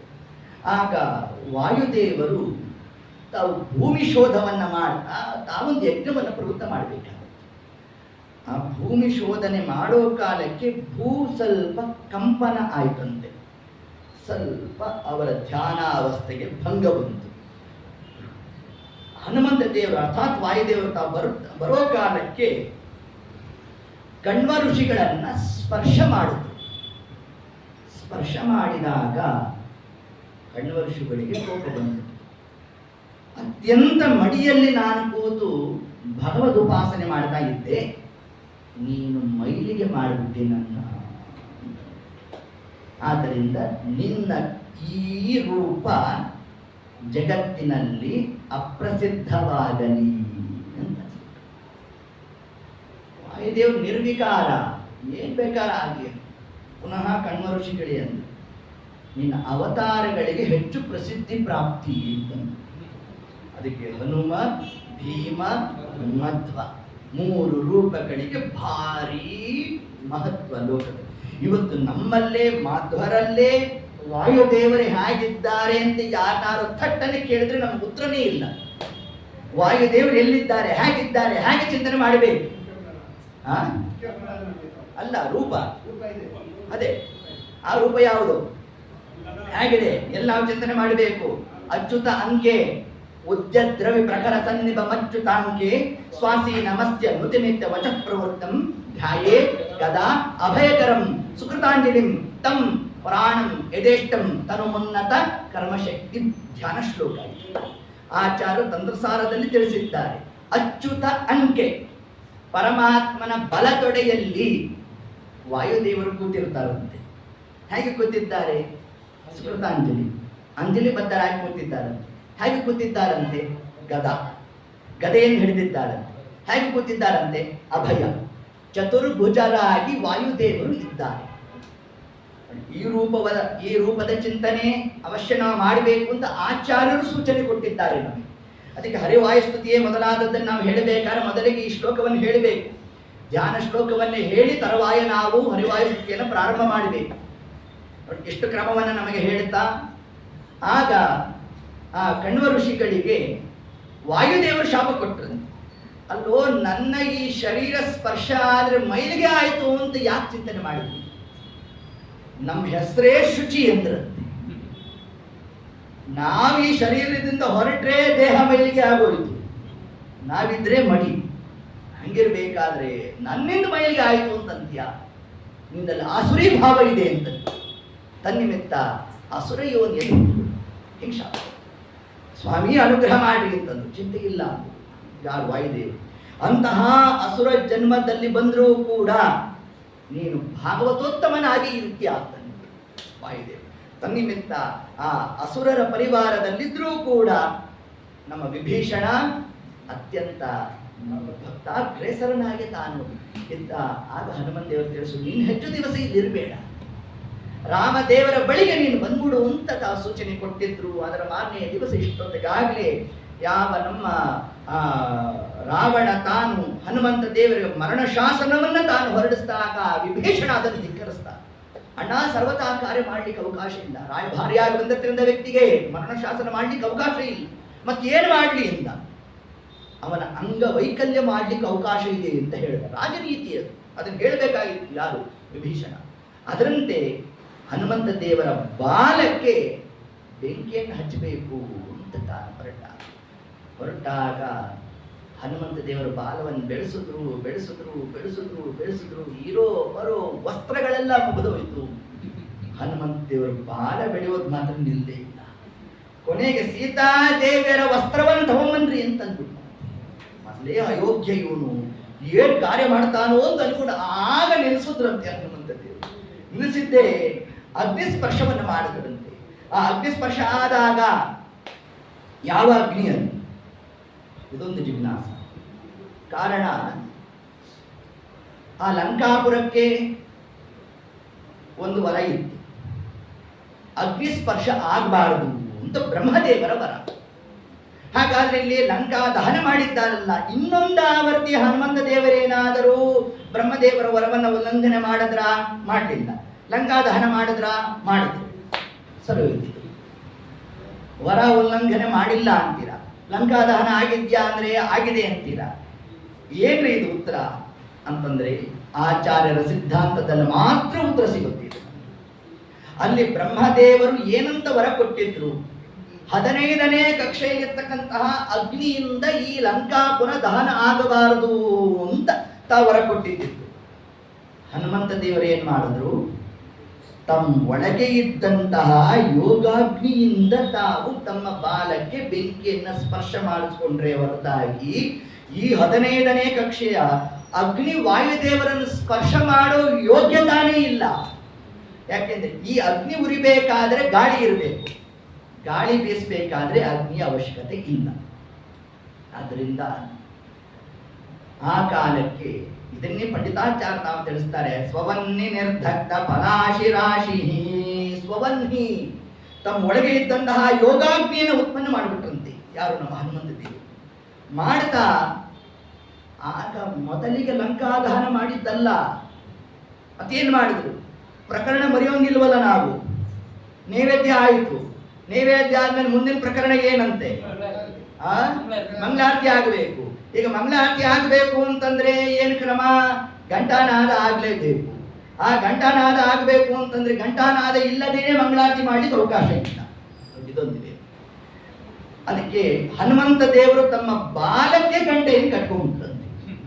ಇದ್ಯಾಕೆ ಹೀಗೆ ಮಾಡಿದ್ರಪ್ಪ ಅಂತಂದ್ರೆ, ಅದೇ ಇದಕ್ಕೆ ಅದ್ಯಾಕೆ ಎರಡು ಕಥಾಭಾಗ ಇದೆ. ಒಂದು ಯುದ್ಧಕಾಂಡದಲ್ಲಿ ಒಂದು ಕಥಾಭಾಗ ಇದೆ. ಈ ರಾವಣನನ್ನ ಕುಂಭಕರ್ಣನ ಸಂಹಾರ ಮಾಡಬೇಕಾದರೆ ಅವನ ಅನೇಕ ವಸ್ತ್ರಾದಿಗಳಿಗೆಲ್ಲ ಗಂಟೆ ಕಟ್ಟಿದ್ರಂತೆ. ಆ ಒಂದೊಂದು ಗಂಟೆ ಎಷ್ಟೆಷ್ಟು ಗಾತ್ರ ಇತ್ತು ಅಂತಂದ್ರೆ, ಒಂದು ಗಂಟೆ ಕೆಳಗಡೆ ಭೂಮಿಗೆ ಬಿತ್ತಂತೆ. ಬಿದ್ದಾಗ 1,000 ಕಪಿಗಳು ಅದರೊಳಗೆ ಸೇರ್ಕೊಂಡ್ಬಿಟ್ರಂತೆ. ಎಲ್ಲ ಯುದ್ಧ ಎಲ್ಲ ಮುಗಿತು. ಮುಗಿದ ಮೇಲೆ ನಮ್ಮ ರಾಮದೇವರಂದ್ರಂತೆ, ಎಲ್ಲ ಅಕೌಂಟ್ ತಗೊಳ್ರಿ ಅಂತಂದ್ರು. ಎಷ್ಟು ಜನ ಕಪಿಗಳು ಬಂದಿದ್ರು, ಎಷ್ಟು ಜನ ಇದ್ದಾರೆ, ಯಾಕೆ ತಾವೊಂದು ಮಾತು ಕೊಟ್ಟಿದ್ರು, ಒಂದು ಕಪಿಗೂ ಚ್ಯುತಿ ಆಗದಂತೆ ನಾನು ರಕ್ಷಣೆ ಮಾಡ್ತೇನೆ ಅನ್ಬಿಟ್ಟಿದ್ದೆ ಯಾರು? ರಾಮದೇವ್. ಸರಿ, ಸುಗ್ರೀವನಿಗೆ ಹೇಳಿದ್ರು, ಎಲ್ಲ ಅಟೆಂಡೆನ್ಸ್ ಹಾಕಿದ್ದೀನಪ್ಪ ಅಂತ. ಹ್ಞೂ ಸ್ವಾಮಿ ಹಾಕಿದ್ದೀನಿ, 1,000 ಮಂದಿ ಮಾತ್ರ ಇದೇನೋ ಒಬ್ರೋ ಇಬ್ರು ಅಂದ್ರೆ ಹಿಂಗೆ ಮಾತಾಡ್ತೀಯಾ? 1,000 ಮಂದಿ ಅಂತೆ, ಇದೇನು ಕಥೆ ಇದು ಅಂತೆಲ್ಲ ಅಂದ್ಕೊಂಡಿದ್ದು ಮಾಡಬೇಕಾದ್ರೆ ಆಗ ಹನುಮಂತ ದೇವರು ಏನು ಮಾಡಿದ್ರಂತೆ, ಸುಮ್ಮನೆ ಅಲ್ಲಿ ಕೂತಿದ್ರಲ್ಲ, ತಮ್ಮ ಬಾಲವನ್ನ ಬೆಳೆಸ್ತಾ ಅಲ್ಲೊಂದು ಗಂಟೆ ಇತ್ತು. ಯಾವುದು? ಕುಂಭಕರ್ಣ ತಾನು ಕಟ್ಕೊಂಡಂತ ಒಂದು ಗಂಟೆ. ಆ ಗಂಟೆಯನ್ನು ಸುಮ್ಮನೆ ತಮ್ಮ ಬಾಲದಿಂದ ಎತ್ತಿದ್ರಂತೆ. ಎತ್ತಿದ್ರೆ ಎಲ್ಲ ಕಪಿಗಳು ಹೊರಗಡೆ ಬಂದ್ರಂತೆ. ಅವತ್ತಿಂದ ಹನುಮಂತ ದೇವರ ಬಾಲದಲ್ಲಿ ಗಂಟೆ ಅನ್ನೋ ಒಂದು ಪ್ರಸಂಗ ಬಂದ್ಬಿಡ್ತಂತೆ ನೋಡಿ. ಅಂದ್ರೆ ಹನುಮಂತ ದೇವರ ರಕ್ಷಣೆ ಮಾಡ್ಲಿಕ್ಕಾಗಿ ತಾವು ಗಂಟೆಯನ್ನ ಧಾರಣೆ ಮಾಡಿದ್ರು. ಒಂದು ಯುದ್ಧಕಾಂಡದಲ್ಲಿ ನಾವೊಂದು ಚಿಂತನೆ ಮಾಡಿದ್ರೆ, ಇನ್ನೊಂದು ಕ್ರಮದಲ್ಲಿ ಬಾಲದಲ್ಲಿ ಗಂಟೆ ಯಾಕೆ ಅಂತಂದ್ರೆ ಅದನ್ನು ತಿಳಿಸ್ತಾರೆ. ಯಾವಾಗ ಪುಚ್ಛಕ್ಕೆ ವನ್ನಿಯ ಕಿಚ್ಚನ್ನು ಹಚ್ಚಲು ಸ್ವಚ್ಛಮಾನಾದಿ ಅಚ್ಚುತಗೆ, ಸ್ವಚ್ಛಮಾನಾದಿ ಅಚ್ಚುತಗೆ ಆರಾತಿ ತುಚ್ಛ ಅಸುರರ ದಹಿಸಿದ ಅಂತ ತಿಳಿಸ್ತಾರೆ. ಹೀಗೆ ಆ ಕ್ರಮದಿಂದ ಯಾವಾಗ ಹನುಮಂತ ದೇವರು ಅವರ ಬಾಲಕ್ಕೆ ಅಗ್ನಿಸ್ಪರ್ಶವನ್ನ ಮಾಡಿಕೊಂಡ್ರು, ಮಾಡಿದಾಗ ಈಗ ರಾಮದೇವರಿಗೆ ನಾವು ಮಂಗಳಾರತಿಯನ್ನು ಮಾಡಬೇಕು ಅಂತ ಏನು ಮಾಡಿದ್ರಂತೆ, ತಮ್ಮ ಬಾಲಕ್ಕೆ ಯಾಕೆ ಗಂಟೆ ಕಟ್ಕೊಂಡ್ರವ? ಈಗ ಬಂದಿರೋದು ಯಾವ ರೂಪ? ಕೋತಿ ರೂಪ. ಸ್ವಲ್ಪ ಕೋತಿ ಕೆಲಸ ಮಾಡಬೇಕು ಬೇಡವೋ ಅಂತ ಏನು ಮಾಡ್ತಾರೆ, ಬಾಲಕ್ಕೆ ಕಟ್ಕೊಂಡ್ರಂತೆ. ಹೀಗೆ ಬಾಲಕ್ಕೆ ತಾವು ಗಂಟೆಯನ್ನ ಕಟ್ಕೊಳ್ತಾ ಏತತ್ಕಾಲಕ್ಕೆ ಅಲ್ಲಿಂದಲೇ ರಾಮದೇವರಿಗೆ ಜಯತೆ ಹರೇರ ಜಂತ ಸರ್ವದೈವೈಕ ಮಧ್ಯ ಪರಮಗುರು ರವಿಷ್ಠಾನವಾಪ್ತಿದಸ್ತಜ್ಜನಾನ ನಿಖಿಲ ಗುಣಗಣಾನೋ ನಿತ್ಯ ನಿರೋಕ್ತ ದೋಷಃ ಸರಸಿ ಜನೈನೋ ಸೌ ಶ್ರೀಪತಿರ್ಮಾನದೋನಃ. ನಮ್ಮ ಹನುಮಂತ ದೇವರು ರಾಮದೇವರಿಗೆ ತಾವು ಮಂಗಳಾರತಿಯನ್ನು ಮಾಡ್ತಾ ಇಡೀ ಸುಂದರ ಕಾಂಡವನ್ನ ಹರಿಪೂಜಾ ಕ್ರಮದಲ್ಲಿ ತಾವು ನಿರೂಪಣೆ ಮಾಡಿರ್ತಕ್ಕಂತಹ ಕಾಂಡವೇ ಏನಂತ ಕರೆದಿದ್ದಾರೆ? ಸುಂದರ ಕಾಂಡ ಅಂತ ಇಷ್ಟು ನಿರೂಪಣೆಯನ್ನ ಮಾಡ್ತಾ ಮರುಕ್ಷಣಕ್ಕೆ ಹನುಮಂತ ದೇವರಿಗೆ ಸ್ವಲ್ಪ ಗಾಬರಿ ಆಯ್ತಂತೆ. ಎಲ್ಲ ಕಡೆ ದಹನ ಮಾಡಿದ್ದಾರೆ. ಸೀತಾದೇವಿಯರ ಮನೆ ಏನ್ ಕಥೆ ಅಂತ ಯೋಚನೆ ಮಾಡಿದ್ರಂತೆ. ಆ ಶರೀರವಾಣಿ ಆಯ್ತಂತೆ ತತ್ಕಾಲಕ್ಕೆ. ಚಿಂತೆ ಇಲ್ಲ, ಸೀತಾದೇವಿಯರಿದ್ದಂತಹ ವನ, ವಿಭೀಷಣ ಇರುವ ಮನೆ ಎರಡೂ ಕೂಡ ಸುರಕ್ಷಿತವಾಗಿದೆ ಅಂತ ಅಂದ್ಬಿಟ್ರಂತೆ. ಇಷ್ಟೊತ್ತಿಗೆ ತತ್ಕಾಲಕ್ಕೆ ಕಪಿಗಳೆಲ್ಲ ಅಲ್ಲಿ ಚಡಪಡಿಸ್ತಾ ಇದ್ರು. ಆಗ 7 ಕಾಲ ಆಗೋಗಿದೆ. ಈ ಹನುಮಂತ ಯಾಕೆ ಇನ್ನೂ ಬಂದೇ ಇಲ್ಲ? ಇವ್ರ ಆಚಾರ್ಯ ಹೇಳಿದ್ದೇನು 7 ಗಂಟೆಗೆ ಬಂದ್ಬಿಟ್ಟಿರ್ತಾರೆ, ಎಲ್ಲ ಮುಗಿದು ಹೋಗುತ್ತೆ ಅಂತ ಅಂದಿದ್ರು. ಇಲ್ಲಿ ಹೇಳಿದ್ದೊಂದು, ಇಲ್ಲಿ ಆಗ್ತಿರೋದೊಂದು, ನೋಡಿ ಹಿಂಗೆಲ್ಲ ಆಗೋಯ್ತು, ಏನ್ ಕಥಾ ಅಂತೆಲ್ಲ ಆಲೋಚನೆ ಎಲ್ಲ ತಾವೆಲ್ಲ ಮಾಡ್ತಾ ಇದ್ರು. ಹನುಮಂತ ದೇವರ ತತ್ಕಾಲಕ್ಕೆ ತಾವು ಬರಬೇಕಾದ್ರೆ ಹೆಂಗ್ ಬಂದ್ರಂತೆ, ದಾಟ್ಕೊಂಡು ಬಂದ್ಬಿಟ್ರಂತೆ. ಆ ಕಾಲ ಹೋಗಬೇಕಾದ್ರೆ ಹಾರ್ಕೊಂಡು ಹೋದ್ರು, ಬರಬೇಕಾದ್ರೆ ದಾಟ್ಕೊಂಡು ಬಂದ್ರು.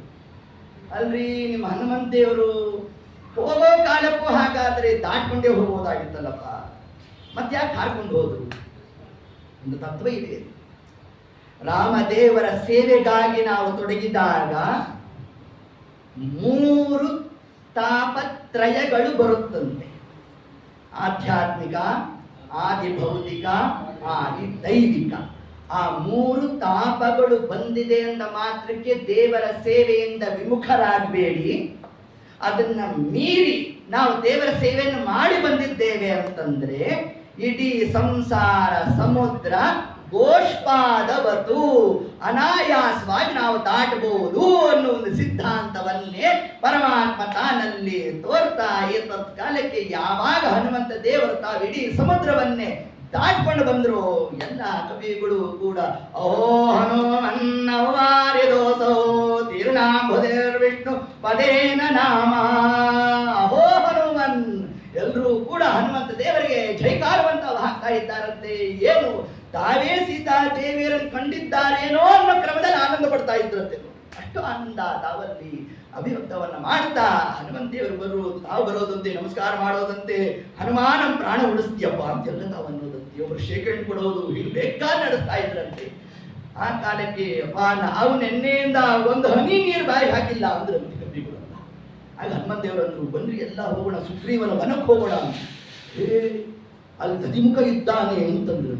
ಅದು ಹನುಮಂತ ದೇವರಂದ್ರಂತೆ ರಾವಣನ್ಗೆ ಒಂದು ಏಟ್ ಕೊಟ್ಟು ಬಂದಿದ್ದೀನಿ, ಈ ದಧಿಮುಖ ನನಗೆ ದೊಡ್ಡದಲ್ಲ ಬನ್ರಿ ಅಂತ.